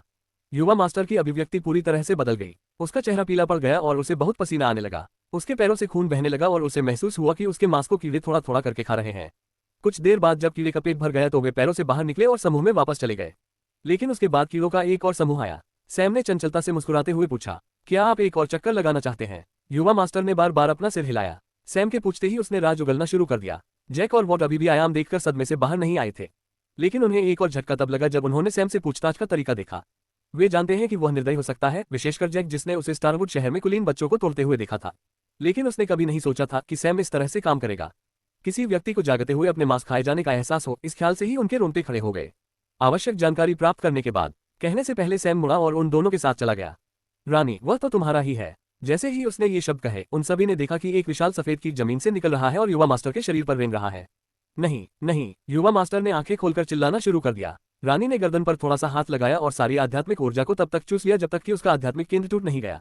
युवा मास्टर ठीक उसी स्थान पर वृद्ध दिख रहे थे। जैसे जैसे उनके चेहरे और त्वचा पर झुर्रियां पड़ने लगी और उनके बाल सफेद होने लगे, उनकी जीवन शक्ति कम होने लगी। लेकिन इससे पहले कि परिवर्तन पूरा हो पाता, कीड़ों का एक झुंड आया और मांस को साफ कर दिया। 1 मिनट के अंदर ही कुर्सी पर सिर्फ हड्डियां रह गईं। एक प्रतिभा का पुनः जन्म। निर्माता विनाशक। C136 प्रमुख हिचकी। सैम जैक और वॉट के साथ आयाम से बाहर आया। ये जोड़ी अभी भी अविश्वास में है। उन्हें नहीं पता था कि उन्होंने आयाम में जो देखा उसके बारे में क्या सोचे। उन्होंने कभी उम्मीद नहीं की थी कि सैम के पास उन कीड़ों का झुंड हो सकता है जो किसी व्यक्ति को उसकी हड्डियों तक खा सकते हैं। इस दौरान सैम ने पीछे मुड़कर भी नहीं देखा। वह यंग मास्टर से मिली जानकारी के बारे में सोच रहा है। ये जानकारी किसी जबरदस्त से कम नहीं है। हालांकि जैक और वॉट भी अभिभूत हैं, लेकिन ऐसा उनके आयाम की यात्रा के कारण है। जानकारी ने उन्हें चौंका दिया, लेकिन अनुभव से ज्यादा नहीं। खुद को शांत करने के लिए कुछ समय लेने के बाद तीनों सैम के अध्ययन कक्ष में बैठ गए। उन्हें प्राप्त जानकारी को संसाधित करना था और आगे बढ़ने के तरीकों के बारे में सोचना था। जब सैम ने भूमिगत बलों की स्थिति के बारे में सुना तो सबसे पहले उसने सोचा कि यह अच्छी तरह से छिपा हुआ है। यंग मास्टर स्टोन हॉट ने जो कहा उसके अनुसार इन शहरों के हर क्षेत्र में कुल 4 लोग हैं जिनकी स्थिति उनके जैसी ही है। इसका मतलब है कि सामान्य क्षेत्र में यंग मास्टर के अलावा 3 और छिपे हुए बॉस हैं। ये चारों अपने अपने क्षेत्र के भगवान के आदेश के अधीन हैं। युवा मास्टर को जो पता था उसके अनुसार ये 4 स्वामी एक साथ काम कर रहे हैं और संभव है कि वे किसी के लिए काम कर रहे हों। सबसे महत्वपूर्ण बात यह है कि ये 4 स्वामी कम से कम अंतिम चरण में महान दायरे की खेती करते हैं और उनके अधीन काम करने वाले छिपे हुए मालिकों के पास कम से कम देर से नौसिखिया खेती होती है। महान क्षेत्र में प्रारंभिक चरण के महान क्षेत्र के कृषक भी हैं। मुख्य समस्या यह है कि यंग मास्टर स्टोन हॉट केवल कॉमनर जोन के प्रभारी लोगों की पहचान जानता था। इसलिए यदि सैम ने कार्रवाई की तो शेष 3 क्षेत्र हाई अलर्ट पर होंगे। इससे चीजें जटिल हो जाती हैं। सबसे पहले उन्हें बाकी 3 जोन के उम्मीदवारों के बारे में भी जानकारी जुटानी होगी। उस विचार पर सभी 10 छाया चूहे लगातार ड्यूटी पर हैं और उनमें से 4 ने एल्डर का अनुसरण किया जो यंग मास्टर स्टोन हॉट के प्रभारी हैं। शेष 6 कम से कम एक छिपे हुए बॉस को खोजने के लिए विभिन्न क्षेत्रों में गए। आखिरकार उसके पास कॉमनर जोन के छिपे हुए आकाओं की पहचान है। महीना ऐसे ही बीत गया और छाया चूहों को बमुश्किल एक छिपे हुए मालिक की पहचान मिल पाए, लेकिन संख्या कम होने के कारण वे अभी भी बचे हुए छिपे हुए आकाओं की पहचान नहीं कर पाए। हालांकि वह जोई दीमकों का उपयोग कर सकता है। किसी व्यक्ति को स्पष्ट रूप से पहचानने के लिए उनकी बुद्धिमत्ता केवल तभी सक्रिय होगी जब वे कम से कम स्तर 3 के होंगे, लेकिन उनका आकार एक शहर के अंदर बहुत अधिक ध्यान आकर्षित करेगा। यदि यह जंगल होता तो वह खुशी खुशी जोई दीमकों का उपयोग कर लेता। वॉट और जैक पिछले कई महीनों से सड़कों पर रह रहे हैं और छिपने के ठिकानों का पता लगाने की कोशिश कर रहे हैं, लेकिन ऐसा लगता है कि वहां बहुत अच्छी तरह से छिपा हुआ है। वेश्यावृत्ति अड्डे के नष्ट होने और स्टोन हॉट के गायब होने को देखने के बाद ऐसा लग रहा था कि उन्हें निशाना बनाया जा रहा है। जबकि सैम सोच रहा था कि इन लोगों का पता कैसे लगाया जाए, मार्क्वेस का एक संदेश आया। जब उन्होंने मार्क्वेस हवेली का दौरा किया तो उच्च और धर्मी मार्क्वेस का चेहरा चिंता और क्रोध से भरा था। सैम ने जो रिपोर्ट मांगी थी वह तैयार लग रही थी। जब वे दोनों बैठ गए तो मार्क्वेस ने अधिकारियों के नामों की एक सूची दी और उन स्थानों के बारे में भी बताया जिनकी उन्होंने रक्षा की थी, और उनमें से एक स्थान वेश्यावृत्ति का अड्डा था। लेकिन जगहें ज्यादा मेल नहीं खाती, क्योंकि यंग मास्टर स्टोन हॉट ने जो कहा उसके अनुसार प्रत्येक क्षेत्र में 4 अलग अलग व्यवसाय हैं और कुल 16 ठिकाने हैं। लेकिन सूची बिल्कुल 20 ठिकाने दिखा रही है। उन सभी को खोजने के लिए सैम के पास पर्याप्त छाया चूहे नहीं थे। जो 4 लोग बड़े का पीछा करने के लिए निकले थे वे अभी भी उसी ड्यूटी पर हैं। शेष भगवानों का आना अभी बाकी है। सैम ने मार्क्वेस के साथ मिली जानकारी भी साझा की और मार्क्वेस ने गुस्से में लगभग खून की खांसी कर दी। पहले से ही 10 से अधिक अधिकारी भ्रष्ट हैं, लेकिन अब जब वह जानता था कि और भी छिपे हुए बॉस हैं और जब उसे पता चला कि सैम ने कुछ पहचानों का पता लगाया है तो वह अपना गुस्सा नहीं रोक सका। लगभग आधा कुलीन वर्ग भ्रष्ट हो गया। भले ही पूरा परिवार शामिल न हो, कुछ मुख्य सदस्यों की प्रत्यक्ष भागीदारी होती है। जब सैम को उनके नामों का पता चला तो उसे समझ नहीं आया कि वह क्या सोचे। इस साम्राज्य में सैम द्वारा अब तक देखी गई सबसे भ्रष्ट प्रणालियों में से एक है। उसे पता ही नहीं था कि सम्राट क्या कर रहा है। काय करते? मार्क्वेस ने पूछा। मुझे ये जानना होगा कि आगे बढ़ने का निर्णय लेने के लिए उस संगठन का सबसे शक्तिशाली व्यक्ति कितना मजबूत है। आपका क्या मतलब है? क्या 4 भगवान मालिक नहीं है? क्या आपको संदेह है कि पर्दे के पीछे और भी अधिक शक्तिशाली व्यक्ति है? सैम ने सिर हिलाया, क्योंकि तमाम शहरों में काला पानी हमेशा सत्ता की ताकत से मेल खाता रहा है। चूंकि बूढ़ा मार्क्वेस सबसे मजबूत है, सैम ये सोचने से खुद को नहीं रोक सका कि ब्लैक वाटर में वह मजबूत व्यक्ति अभिनय करेगा। वह सोच ही रहा था कि परिचारक ने आकर मार्क्वेस को संदेश दिया और तभी दूसरी टीम भी वापस आ गई। मार्क्वेस सैम को एक बड़े बैठक कक्ष में ले गया जहां दूसरी टीम इंतजार कर रही है। ये टीम मार्क्वेस शहर के रईसों और काउंट्स के कुछ बेटों से भरी है। वे थके हुए लग रहे थे और जब उन्होंने सैम को देखा तो उनका रूप बदल गया। उन्होंने अलग होकर और जांच करके अपना आकलन पूरा किया, लेकिन फिर भी सैम ने उन्हें हरा दिया। मार्क्वेस ने रिपोर्टें ली और वे केवल ये देख सके कि उसकी भौहें तनी हुई थी और उसकी आंखों में स्पष्ट निराशा थी। आपने सारी जानकारी कैसे जुटाई? मार्क्वेस ने पूछा और किसी ने तुरंत उत्तर दिया। लॉर्ड मार्क्वेस, आपके दूसरे बेटे लूथर ने बुद्धि प्रदान की। हम नहीं जानते कि उसने किस पद्धति का उपयोग किया, लेकिन ऐसा लगता है कि उसे पहले से ही आपके क्षेत्र के अंतर्गत विभिन्न शहरों और गांवों की कुछ समझ है। वह निश्चित रूप से भविष्य में एक महान अधिकारी बनेगा। जिसने उत्तर दिया वह एक लड़की थी जो काउंट की बेटी है। उसकी आंखें स्पष्ट प्रशंसा से भरी हैं। ऐसा लग रहा था कि वह लूथर को उसके पिता के सामने उजागर करना चाहती थी और उसकी नजर में आना चाहती थी। लेकिन सैम को इस वक्त कुछ अलग ही नजर आया। जब लड़की ने कहा कि लूथर ने ही जानकारी दी है तो सैम ने अवचेतन रूप से उसकी ओर देखा, केवल ये देखने के लिए कि लूथर में क्रोध और चिंता की झलक दिख रही थी। ऐसा लगा जैसे लूथर को ये श्रेय नहीं चाहिए। जेके और ब्लू फायर भी उत्साह से अपने भाई को देख रहे हैं, लेकिन उन्होंने उस झिलमिलाहट पर ध्यान नहीं दिया। मार्क्वेस ने उनमें से सभी को बर्खास्त कर दिया और सैम को निजी कमरे में वापस ले गया। रात तक वे इस बात पर चर्चा करते रहे कि इस काले पानी के विरुद्ध कैसे कदम उठाया जाए। रात को कुछ मैसेज आने से उनकी चर्चा बंद हो गई। उनमें से एक मार्क्वेस के परिचारक से है और दूसरा छाया चूहे से है। दोनों संदेश समान रूप से आश्चर्यजनक थे। परीक्षा का अगला चरण रद्द कर दिया गया है। ड्यूक ने संदेश भेजा कि अगला चरण पहले शुरू होगा और मूल्यांकन में उत्तीर्ण होने वाले सभी उम्मीदवार अगले महीने में ड्यूकडॉम राजधानी को रिपोर्ट करेंगे। सैम दंग रह गया। इसका मतलब है कि शुरुआती 1 साल का चरण घटाकर 6 महीने कर दिया गया है और अंतिम चरण पूरी तरह से समाप्त कर दिया गया है। मार्क्वेस ने पहले जो कहा था उसके अनुसार 20 उम्मीदवार होंगे जिन्हें पदोन्नत किया जाएगा और केवल 2 टीमें आईं। मैं बाकी टीम को तुरंत वापस आने के लिए सूचित करूंगा, मार्क्वेस ने कहा। लेकिन सैम ने उस पर ध्यान देना बंद कर दिया। क्योंकि उसने सिर्फ छाया चूहे का संदेश सुना था और उस संदेश से उसे ठंड लग गई थी। चारों लॉर्ड्स और उनके बॉस सभी ने अपने अधीनस्थों को इकट्ठा किया और अभी पास के जंगल की एक भूमिगत सुविधा में एक बैठक की मेजबानी कर रहे हैं। लेकिन उस खबर ने सैम को उत्साहित कर दिया होगा क्योंकि सभी छाया चूहे वहां इकट्ठा हो गए होंगे और कुछ ही समय में सारी जानकारी उसके पास होगी।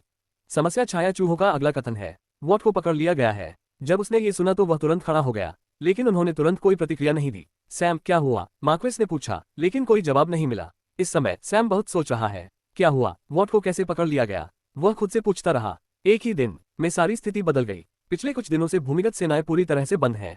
सैम को इसमें शामिल छाया चूहों के बारे में भी बमुश्किल कोई जानकारी मिली। कल भी उन्हें कोई जानकारी नहीं थी, लेकिन एक ही दिन में हालात बदल गए। ये बदलाव आया क्या? वास्तव में क्या हुआ? इसे एक दिन में क्या बदल गया? पुनर्जन्म के बाद उनकी योजनाओं में ये सबसे बड़ी बाधा थी। सैम ने अपनी आंखें बंद कर ली और सभी संभावनाओं के बारे में सोचा। बहुत समय हो गया जब उसने अपने मस्तिष्क का अपनी अधिकतम क्षमता से उपयोग किया। लगभग 5 मिनट की अजीब चुप्पी के बाद सैम ने अपनी आंखें खोली क्योंकि उसके दिमाग में एक खतरनाक विचार आया। आपका दूसरा बेटा कहाँ है? उसने मार्क्वेस से पूछा और मार्क्वेस ने अपने सेवकों से पूछा। वह अपने क्वार्टर में है। जिस तरह से आगे, सैम ने बिना किसी हिचकिचाहट के कहा। लेकिन क्यों? बाद में बताऊंगा, अर्जेंट है। वे दोनों चले गए, लेकिन जब वे क्वार्टर में दाखिल हुए तो लूथर वहां नहीं था। जब उन्होंने नौकरों से पूछा तो उन्होंने केवल एक ही बात कही। युवा मास्टर अंदर गया और सुबह से बाहर नहीं आया। सैम को अचानक समझ आ गई। जरूरत पड़ने पर मैं आपसे संपर्क करूंगा। मुझे अभी जाना होगा, सैम ने कहा और मार्क्वेस के उत्तर की प्रतीक्षा किए बिना वह अपने छाया चूहे के साथ अग्रदूत पर गायब हो गया। वह हवेली पहुंचा और अपने अध्ययन कक्ष में जाने से पहले तुरंत जैक को अपने पास बुलाया। उसी क्षण जंगल के एक सुनसान इलाके में सतह के नीचे एक डरावनी सेटिंग की तरह मंद रोशनी वाली एक विशाल गुफा थी। एक बूढ़ा आदमी एक बड़ी कुर्सी पर बैठा है। कमरे के दोनों तरफ कई लोग खड़े हैं और सभी ने कुछ नकाब पहन रखा है। कमरे के अंदर 5 लोग हैं जो पूरी तरह से घायल हैं और मरने के कगार पर हैं, जबकि एक व्यक्ति पहले ही मर चुका है। इन मौतों का कारण एक व्यक्ति था जो कमरे के बीच में है। वॉट को एक पत्थर की कुर्सी से बांध दिया गया था। दरअसल कुर्सी पर बहुत सारे शिलालेख हैं जो उनकी खेती को प्रतिबंधित कर रहे हैं। उनके चेहरे पर काफी चोट के निशान हैं और उनकी दाहिनी भौं पर एक कट बन गया है जहां से खून रिस रहा है और यहां तक कि वॉट के कोट पर भी गिर गया है। उसके पास न्यूनतम युद्ध शक्ति है, लेकिन उसकी आंखें अडिग और क्रूर हैं। वह बिल्कुल भी घायल व्यक्ति जैसा नहीं लग रहा है। यही कारण है कि उस बूढ़े व्यक्ति ने किसी को भी वॉट का कोट और हाथों की अंगूठियां उतारने नहीं दी। उन्होंने बड़ी मुश्किल से उसे पकड़ा और अगर उन्होंने उन वस्तुओं को हटाने और उसे खोलने के लिए एक क्षण का भी समय दिया तो वह निश्चित रूप से अपने साथ कम से कम 3 जिंदगियां ले लेगा। तुम मुझे बताओगे या नहीं? बूढ़े व्यक्ति ने एक प्रश्न पूछा जिसे वह शायद कई बार दोहरा चुका है। एक प्रतिभा का पुनर्जन्म। निर्माता विनाशक। C137। इस जगह को छोड़ दो और तुम्हें जीने का मौका मिल सकता है। बूढ़े व्यक्ति का शरीर मजबूत और मजबूत दिखता है। उसकी सोची समझी दाढ़ी मूंछें हैं। उनके कपड़े भी इतने महंगे नहीं हैं। वह किसी भी आम बूढ़े आदमी की तरह ही है। आप में इस उम्र में अपनी साधना के लिए महान प्रतिभा है। आपकी युद्ध कौशल भी महान है। बूढ़े आदमी ने 5 अधमरे लोगों और कोने में पड़े शव को देखा। उस संक्षिप्त विराम के बाद वह जारी रहा। आप मुझे क्यों नहीं बताते कि मुझे क्या चाहिए और मैं आपको हमारे साथ शामिल होने दूंगा। हालांकि हम कम प्रोफाइल रखते हैं क्योंकि आपने उन काउंट सिटी संगठनों को हराने में हिस्सा लिया था। आपको हमारी ताकत पता होनी चाहिए। बस मुझे बताओ कि तुम्हारा बॉस कौन है, सैम किसके अधीन काम कर रहा है और ब्लैक वाटर को कौन निशाना बना रहा है। ये सही है, बूढ़ा व्यक्ति इस शहर में ब्लैक वाटर संगठन का प्रभारी है और वह वही व्यक्ति है जिसके लिए सैम चाहता था कि वह इस शहर में मौजूद न हो। गुप्त बॉस जो ओल्ड मार्क्वेस के समान स्तर पर है, ग्रैंड रियलम खेती से परे चरण में एक जादूगर है, एक नवजात जादूगर। हम इस साधना चरण के बारे में बाद में बात करेंगे। वॉट ने बूढ़े व्यक्ति और शेष मुख्य सदस्यों को कृपालु दृष्टि से देखा। वह उन्हें स्पष्ट उपेक्षा की दृष्टि से देख रहा है। पिछले 1 घंटे में उसे कई बार प्रताड़ित किया गया और ठीक किया गया। उसके पैर तोड़ दिए गए, उसकी आंखें फोड़ दी गईं, उसकी खाल उधेड़ दी गई, उसे चाकू मार दिया गया, परंतु वे उसके मुंह से एक भी शब्द न निकलवा सके। उसकी कुर्सी का परिवेश उसकी त्वचा और खून से ढका हुआ था। उसका चेहरा पीला पड़ गया। वॉट ने खून में मिली हुई कुछ लार उगल दी। ये चोटें हाल ही में हुई पिटाई की हैं। बूढ़े आदमी, मेरे पास आपके लिए कोई जानकारी नहीं है, लेकिन मैं आपको एक सलाह दे सकता हूँ। बूढ़े ने भौहें ऊपर उठाई। ये पहले शब्द हैं जो वॉट ने इतने समय के बाद बोले। उसे प्रताड़ित किया गया। उनकी दिलचस्पी तुरंत बढ़ गई। वो क्या हो सकता है? यदि आप इस समय ये स्थान छोड़ दें तो आपको जीवित रहने का मौका मिल सकता है। कुछ ही मिनटों में आप सभी मर जाएंगे। उनकी बात सुनकर सभी दंग रह गए। एक कैदी जो किसी नौसिखिया से कम नहीं है और उसकी साधना प्रतिबंधित है, यातना दी गई है, ठीक किया गया है और फिर से यातना दी गई है। वह अपनी जानकारी नहीं दे रहा है बल्कि चेतावनी दे रहा है और एक ऐसे व्यक्ति को दे रहा है जो उससे सैकड़ों या यहाँ तक कि हजारों गुना अधिक मजबूत है। हा हा हा हा हा। हर कोई हंसने से खुद को नहीं रोक सका और यहाँ तक कि बूढ़ा आदमी भी व्यंग्यात्मक ढंग से कहने से पहले हंस पड़ा। मुझे बताओ, मुझे कौन मारने वाला है? तुम्हें जल्द ही पता चल जाएगा। क्या आप जानते हैं कि आप क्या जानने जा रहे हैं? वही ये है कि अपना मुंह बंद रखें और बोलने से पहले सोचें। उसने वॉट के पास एक युवक की ओर देखा जिसके हाथ में खंजर है और उसने ठंडे स्वर में कहा, उसका चेहरा उधेड़ दो। माहौल तुरंत बदल गया। किसी का चेहरा उधेड़ना क्रूरतम यातना है और खासकर तब जब किसी की खेती प्रतिबंधित हो। यदि उसकी मानसिक स्थिति खराब हो जाए तो वह कम से कम बेहोश हो सकता है, लेकिन यह वॉट लड़का कभी बेहोश भी नहीं हुआ। खंजर वाला युवक आगे बढ़ा और धीरे धीरे वॉट के चेहरे को नोचना शुरू कर दिया। उसके कब्जों पर खून टपकने लगा। त्वचा फर्श पर गिर रही है। ये सीन अपराधियों के लिए भी बहुत ज्यादा है, लेकिन जिस चीज ने उन्हें डराया वह खून और त्वचा नहीं बल्कि वॉट की अभिव्यक्ति थी। उस दर्द और खून के नीचे वह अपनी पलकें भी नहीं झपका रहा है। उसकी आंखों में दर्द का एक भी संकेत नहीं है। वो आंखें बिल्कुल पहले जैसी हैं। केंद्रित, अभिमानी, क्रूर, बांस की तरह ठंडा। वह बिना किसी हिचकिचाहट के बूढ़े आदमी की ओर देख रहा है। इस कमरे में वॉट के अलावा 31 लोग हैं। बुजुर्ग आदमी, 4 भव्य क्षेत्र कृषक, 16 महान क्षेत्र के कृषक, 10 नौसिखिया कृषकों और उनमें से 6 नौसिखियों को वॉट द्वारा हटा दिया गया। यदि एक सामान्य नौसिखिया इस बल से घिरा हुआ था तो वह निश्चित रूप से यातना के बिना ही सारी बातें उगल देगा। लेकिन वॉट उन्हें मृत आंखों से देख रहा है जबकि उसका चेहरा उधेड़ा जा रहा है। वह भावनाओं से रहित एक अमानवीय व्यक्ति की तरह है। कमरे में मौजूद सभी सदस्यों को अचानक घबराहट होने लगती है। ठीक इसी क्षण एक छाया चूहा अपनी छाया अवस्था में तीव्र गति से घूम रहा है। जब छाया गुप्त प्रवेश द्वार के माध्यम से भूमिगत गुफा में प्रवेश कर गई और लोगों की छाया में मिल गई तो सैम ने दृश्य को देखते हुए अपनी धारणा को सक्रिय कर दिया। उसने वॉट के आधे उखड़े चेहरे की ओर देखा जिसकी आंखें अभी भी भयंकर रूप से चमक रही हैं। सैम को अचानक उसकी कपकपी महसूस हुई। उन्हें उम्मीद नहीं थी कि वॉट की स्थिति ऐसी होगी। वह जानता था कि स्थिति आशावादी नहीं होगी, इसलिए वह यथाशीघ्र आगे बढ़ गया। उसका कोई मददगार नहीं होता और वह किसी पर भी भरोसा नहीं कर सकता, खासकर तब जब उसके मन में कोई बहुत खतरनाक बात चल रही हो। जब उसने वॉट को देखा तो वह अपने क्रोध को बढ़ने से रोक नहीं सका। उसने कमरे का निरीक्षण किया और अपनी कुर्सी पर बैठे बूढ़े आदमी को देखा जो वॉट को ऐसे देख रहा था मानो वह कोई शो देख रहा हो। एक नजर और सैम बता सकता था कि वह बॉस है। इसके बाद सैम ने 4 ग्रैंड रियलम काश्तकारों को देखा। वे सभी प्रारंभिक चरण के ग्रैंड रियल कृषक हैं। उसका मुख्य खतरा बूढ़ा आदमी है, फिर ये 4 भव्य क्षेत्र के कृषक हैं। जहां तक महान क्षेत्र के कृषकों का सवाल है, यदि वह बूढ़े आदमी को संभाल सकता है तो उन्हें आसानी से संभाला जा सकता है। जैक भी आयाम के भीतर है, वह नहीं देख सका कि बाहर क्या हो रहा है, लेकिन जब उसने सैम का चेहरा देखा तो वह समझ गया कि स्थिति बिल्कुल भी अच्छी नहीं है। अभी सैम का चेहरा क्षण भर के लिए गुस्से से भरा हुआ है और अगले ही पल उसका चेहरा एकदम शांत हो गया। उसके चारों ओर की हवा जमी हुई लग रही थी। फिर जैक ने देखा कि सैम अपनी आंखें खोल रहा है और मौके पर ही गायब हो गया है। सैम दूसरी मंजिल पर फिर से प्रकट हुआ। अभी समय उसका दोस्त नहीं है। उसे जितनी तेजी से चल सके आगे बढ़ना होगा। उसने पेड़ का एक बड़ा लट्ठा निकाला और फिर हाइड्रा को बंद करने वाली किले और जंजीरें फर्श पर दिखाई दी। उसके पास इन जंजीरों का अध्ययन करने के लिए पर्याप्त समय नहीं था, इसलिए उसे नहीं पता कि ये काम करने की स्थिति में है या नहीं। लेकिन वह केवल इसी पर भरोसा कर सकता था अगर उसे इस स्थिति का ध्यान रखना हो। सैम ने लॉक को काटने के लिए रिपर तलवार का इस्तेमाल किया और उसे पाइक में तब्दील कर दिया। उसने 10 छेद बनाए जिनमें कीलें डाली जाएंगी। उनके अलावा पाइक के सपाट सिरे पर एक और छेद होता है। सैम ने एक बड़ा ऊर्जा सेल निकाला और उसे सपाट सिरे के छेद के अंदर रख दिया। उन्होंने एक शिलालेख ब्रश पकड़ा और कई आत्मा अवशोषित संरचनाओं के साथ लॉक को उकेरना शुरू कर दिया। उसे यह सुनिश्चित करना होगा कि वह एक प्रयास में सफल हो और संरचना ठीक से काम करे ताकि वह ये सुनिश्चित कर सके कि वॉट को बिना अधिक नुकसान के बचाया जा सके। अन्यथा उसके पास केवल एक और रास्ता है जो वॉट के लिए थोड़ा जोखिम भरा है। सैम ने कई सुदृढ़ीकरण शिलालेख अंकित किए। उनका दिमाग और शरीर पूरे जोरों पर काम कर रहा है। उसे बहुत पसीना आ रहा है। उसने जंजीरें उठानी शुरू कर दी और लट्ठे पर बने छेदों में एक एक करके कीलें घुसानी शुरू कर दी। स्पाइक्स लॉग में ज्यादा नहीं घुसे, छेद छोटे हैं और केवल एक छोटा सा बिंदु लॉग में घुसा है, परंतु वे स्वयं छिद्रों में फंस गए। भले ही वे लंबे समय तक नहीं टिक पाएंगे, लेकिन इन लोगों से निपटने के लिए उनके पास पर्याप्त समय होगा। अपनी तैयारी पूरी होने के बाद सैम वहां से चला गया और टॉवर से बाहर आया और बाहर की धारणा की जांच की। उस आदमी का वॉट से नाता खत्म हो चुका था, लेकिन वॉट अभी भी जिद्दी था। उसकी मांसपेशियां पूरी तरह से उजागर हो गईं, यहां तक कि हवा भी चुप जाएगी। इस बार बूढ़े व्यक्ति ने मरहम लगाने वाले को वॉट को ठीक नहीं करने दिया। सैम ने छाया चूहे को इधर उधर घूमने का आदेश दिया। उन्होंने इस कमरे के सभी छाया चूहों को दिव्य आयाम में प्रवेश करने दिया। एकमात्र छाया चूहा जो बाहर है वह क्रिस्टल ले जा रहा है। शैडो माउस इस लड़ाई में सबसे महत्वपूर्ण कड़ी बनने जा रहा है। उन्होंने प्रभारी व्यक्ति को धन्यवाद दिया कि गुफा में वास्तव में हल्की रोशनी है और छाया अच्छी है। प्रकाश वास्तव में सामान्य लैंप से होता है। उन्हें नहीं पता कि दूसरी पार्टी इस तरह के लैंप का इस्तेमाल क्यों कर रही है। हो सकता है कि वे कोई दिखावा कर रहे हो। यदि किसी संयोग से उनके छिपने के स्थान का पता चल जाता है तो व्यक्ति यह भी सोच सकता है कि यह स्थान खराब है और कोई भी लंबे समय से इसका उपयोग नहीं कर रहा है। यही एकमात्र कारण है जिसके बारे में सैम सोच सकता है, लेकिन यह उसके लिए मददगार है। सैम के आदेश पर छाया चूहा चला गया। जबकि पूरे कमरे में सन्नाटा था और वे सभी वॉट को देख रहे थे, 2 लोगों के भाव बदल गए। उनमें से एक बूढ़ा आदमी है। वह ग्रैंड रियलम कल्टीवेटर के सामने एक जगह देख रहा है। उसे कुछ ऊर्जा के उतार चढ़ाव का एहसास हुआ जिसे वह समझ नहीं सका और अचानक उस स्थान पर हवा में एक नीला क्रिस्टल दिखाई दिया। दूसरा व्यक्ति वॉट है। उसके झुलसे हुए चेहरे पर एक ठंडी मुस्कुराहट है। उस खून वाली मुस्कुराहट सचमुच भयानक लग रही थी। इससे पहले वे समझ पाते कि क्या हो रहा है, बैंगनी रंग के तरल पदार्थ से भरा एक छोटा गिलास ग्रैंड रियलम कल्टीवेटर के चेहरे पर फेंका गया। उसने अवचेतन रूप से तरल पदार्थ को अपने मुंह, नाक और त्वचा में जाने दिया। बूढ़े व्यक्ति की त्योरियां चढ़ गईं और वह नीले क्रिस्टल तक पहुंचने ही वाला था, लेकिन अचानक छाया की एक चमक क्रिस्टल को दूर ले गई। कमरे में अव्यवस्था थी। ऐसा लग रहा था कि ग्रैंड रियल कल्टीवेटर उस तरल से संक्रमित हो गया था। बूढ़े को दिख रहा था कि उसकी जान खतरे में है। उसने अपनी आंखें बंद कर ली और नीले क्रिस्टल की खोज करने के लिए अपनी धारणा फैलाई, लेकिन वह उसे नहीं पा सका, क्योंकि इस समय वह छाया चूहा अपने छाया रूप में इस बूढ़े व्यक्ति की ही छाया में पूरी तरह विलीन हो गया। आध्यात्मिक इंद्रिय केवल आत्माओं और अन्य मूर्त चीजों को ही महसूस कर सकती है। छाया उनमें से एक नहीं है। अधिक से अधिक आध्यात्मिक इंद्रिय सामान्य धारणा तकनीक के रूप में कार्य कर सकती है और छाया और उनकी गतिविधियों को देख सकती है, लेकिन ये छाया में विसंगति को महसूस नहीं कर सकती है, कम से कम बूढ़े व्यक्ति के स्तर पर नहीं। बूढ़े व्यक्ति द्वारा अपनी आध्यात्मिक भावना वापस लेने के बाद नीला क्रिस्टल फिर से प्रकट हुआ, लेकिन इस बार बूढ़ा व्यक्ति तुरंत हट गया, लेकिन छाया क्रिस्टल को दूर ले गई। लेकिन सबसे बुरी बात यह है कि क्रिस्टल न केवल बच गया, बल्कि इस बार वह 2 लक्ष्यों तक पहुंच गया और ये 2 लक्ष्य ग्रैंड रियलम कल्टीवेटर हैं। खेल जारी रहा। बूढ़े व्यक्ति ने अपनी आध्यात्मिक भावना को पूरी तरह से चालू रखा, लेकिन इसी समय उसे कमरे के एक कोने में एक परछाई चलती हुई महसूस हुई। जब वह उस दिशा की ओर बढ़ा तो उसे अपने पीछे एक चीख सुनाई दी। एक और ग्रैंड रियलम कल्टीवेटर किया गया। उनके आध्यात्मिक ऊर्जा मुखौटे केवल छिपाने के लिए हैं, वे स्वयं की रक्षा के लिए बिल्कुल भी उपयोगी नहीं है। अब सभी ग्रैंड दायरे के किसान नीचे आ गए थे। वे जहर से लड़ने की पूरी कोशिश कर रहे थे, लेकिन वे कुछ ही सेकंड में कमजोर हो रहे थे।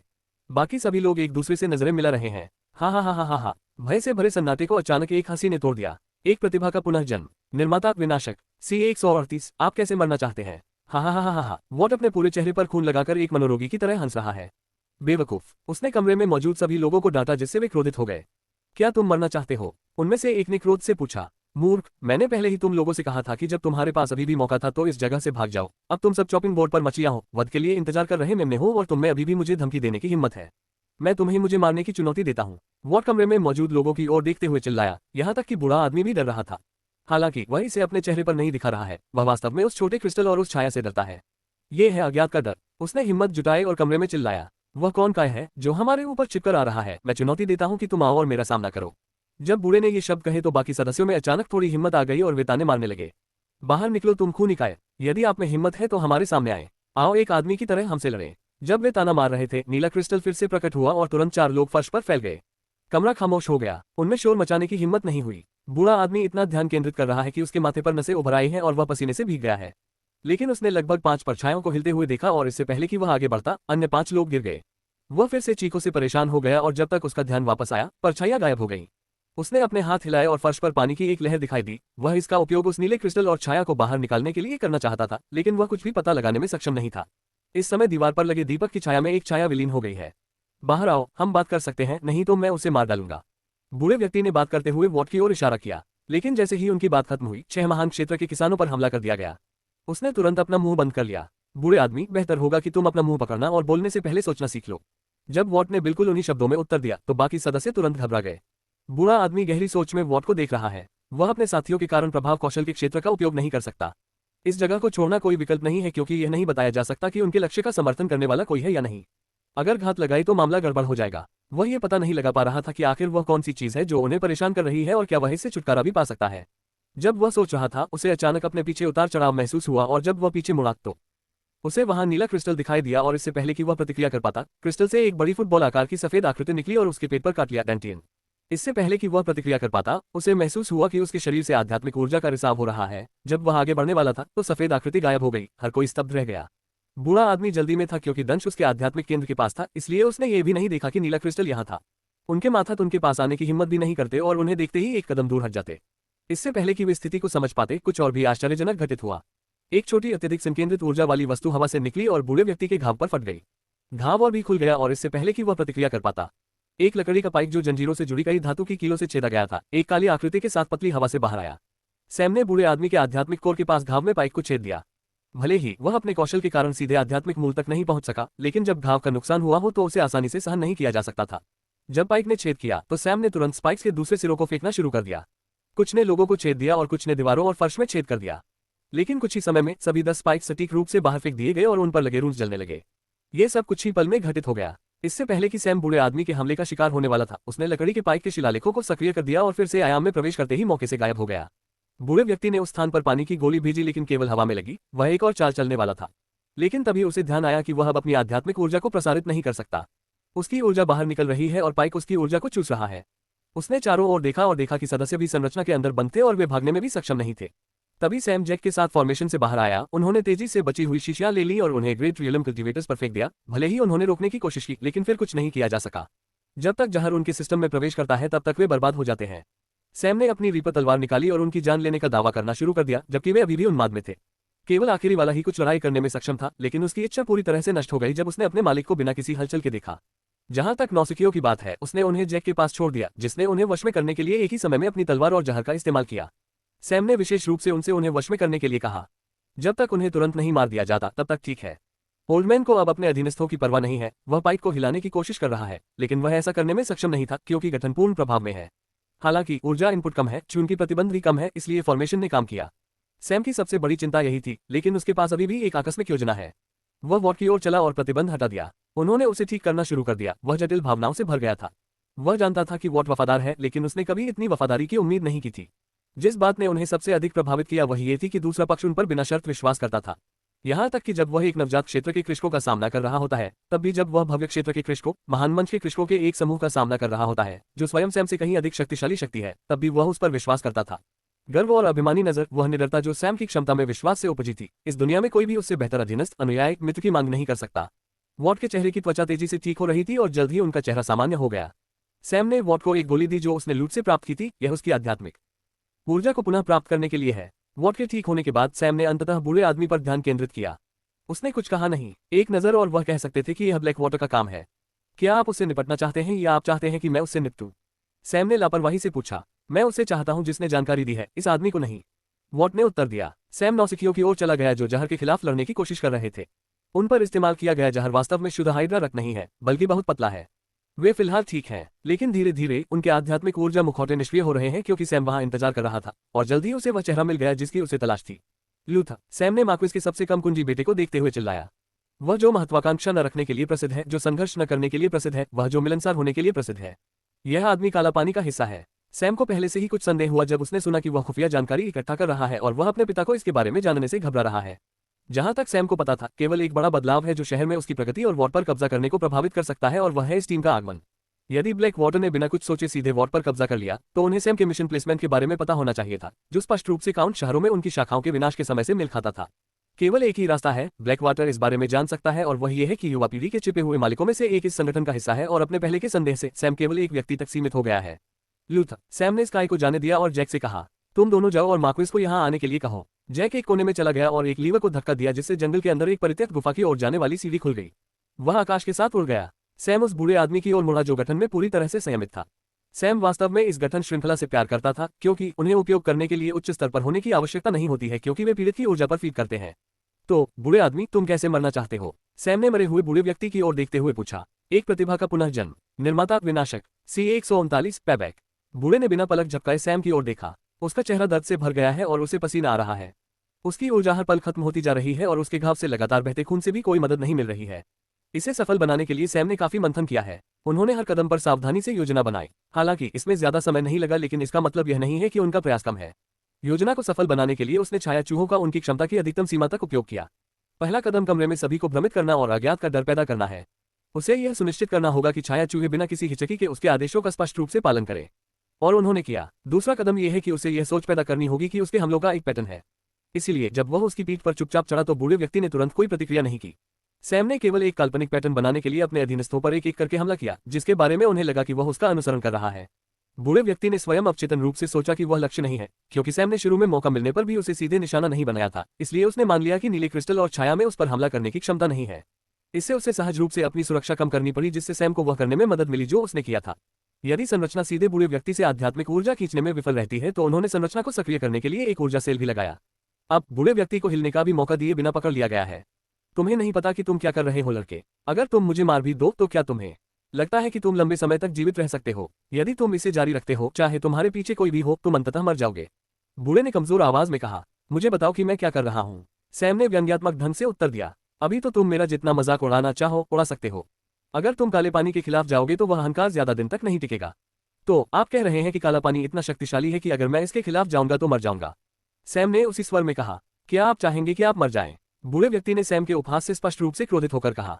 मैंने फाल्कन क्लिफ शहर में ब्लैक वाटर शाखा को तब नष्ट कर दिया जब मैं नौसिखिए चरण में प्रवेश ही कर पाया था और आपके द्वारा वहां रखे गए महान जादूगर विशेषज्ञ को मार डाला। और कुछ महीनों के बाद मैं एक अंतिम चरण का नौसिखिया हूं और एक नवजात जादूगर मेरे सामने पूरी तरह से संयमित है। उसका जीवन और मृत्यु मेरी इच्छा और पुकार पर लटकी हुई है। आप में अपने संगठन को धमकाने की हिम्मत है। मुझे चेतावनी देने से पहले आपको अपना स्तर देखना चाहिए। कूड़े का ढेर। सैम ने उपहास करते हुए अपने भंडारण से एक कुर्सी निकाली और अपने पैरों को क्रॉस करके उस पर बैठ गया। आप लोग साम्राज्य या यहाँ तक कि महाद्वीप, यहाँ तक कि पूरी दुनिया में सबसे बड़ी भूमिगत ताकत हो सकते हैं, लेकिन अगर यह वास्तव में आपके संगठन का मानक है तो बेहतर होगा कि आप अपनी उत्साहवर्धक बातचीत को बचाकर रखें, क्योंकि तुम योग्य नहीं हो। जब सैम ने ये शब्द कहे तो बूढ़े का चेहरा शर्मिंदगी से लाल हो गया। वॉट, उसे उस कुर्सी से बांध दो। सैम ने लूथा की ओर इशारा करते हुए कहा। वॉट ने उसे बांध लिया। लूथा का चेहरा घबराहट और निराशा से भर गया। वह नहीं जानता था कि सैम उन्हें इस तरह पकड़ सकता है और मिनटों में नष्ट भी कर सकता है। अब जब उसने सैम की आंखों में देखा तो उसने लगभग अपनी पैंट से पेशाब कर दिया, क्योंकि वॉट के अपहरण का आइडिया उसी का है। वह स्पष्ट रूप से जानता था कि इस प्रतियोगिता में कुछ गड़बड़ है और वे सैम को छू नहीं सकते थे, इसलिए उसने वॉट को पकड़ने और उससे जानकारी प्राप्त करने का एक विचार दिया। लेकिन वॉट एक राक्षस निकला। उसने एक व्यक्ति को मौके पर ही मार डाला और बाकी 5 को लगभग मार डाला। यदि महान जादूगर का हस्तक्षेप न होता तो वे निश्चित रूप से इस व्यक्ति को पकड़ने में असफल होते। उसने सोचा कि योजना सफल रही, लेकिन क्योंकि वह नहीं जानता था कि सैम के पास अपहरण के कुछ समय बाद ही उन्हें ट्रैक करने का कोई तरीका है। सैम बस चुपचाप इस आदमी को देखता रहा, उसने पलकें भी नहीं झपकाई और बस देखता रहा। लूथर के पीछे बूढ़ा व्यक्ति जो संयमित है, वह भी सैम को देख रहा है और यह नहीं देख पा रहा है कि उस व्यक्ति के दिमाग में क्या चल रहा है। कुछ देर की खामोश प्रतीक्षा के बाद सीढ़ियों से कदमों की आहट सुनाई देती है। सैम और वॉट को छोड़कर कमरे में मौजूद सभी लोग दिशा की ओर देख रहे थे।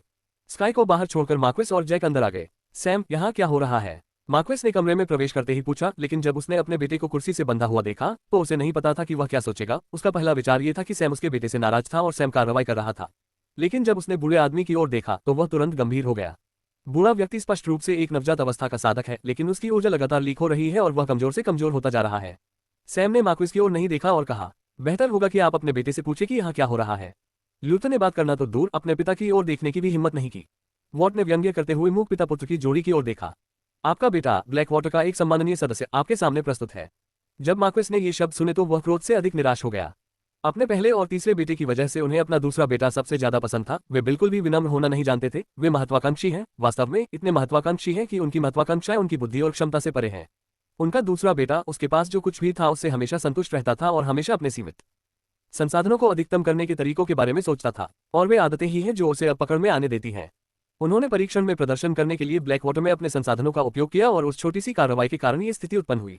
मार्क्वेस ने सैम की ओर देखा, जो पूरे समय चुप रहा, और फिर वॉट की ओर देखा, जो स्पष्ट रूप से पूछ रहा था कि स्थिति क्या है।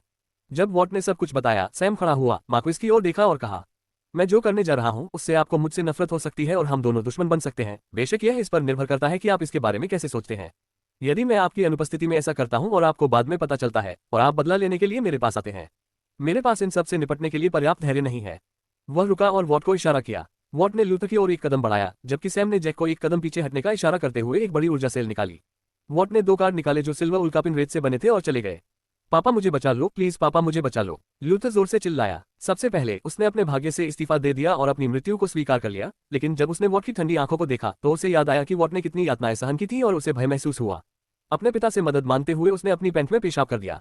आप बहुत शोर मचाते हैं। इससे पहले कि मार्क्वेस कुछ कह पाता, वॉट ने मदद के लिए लूथर की चीख को रोकते हुए उसकी जीभ काट दी।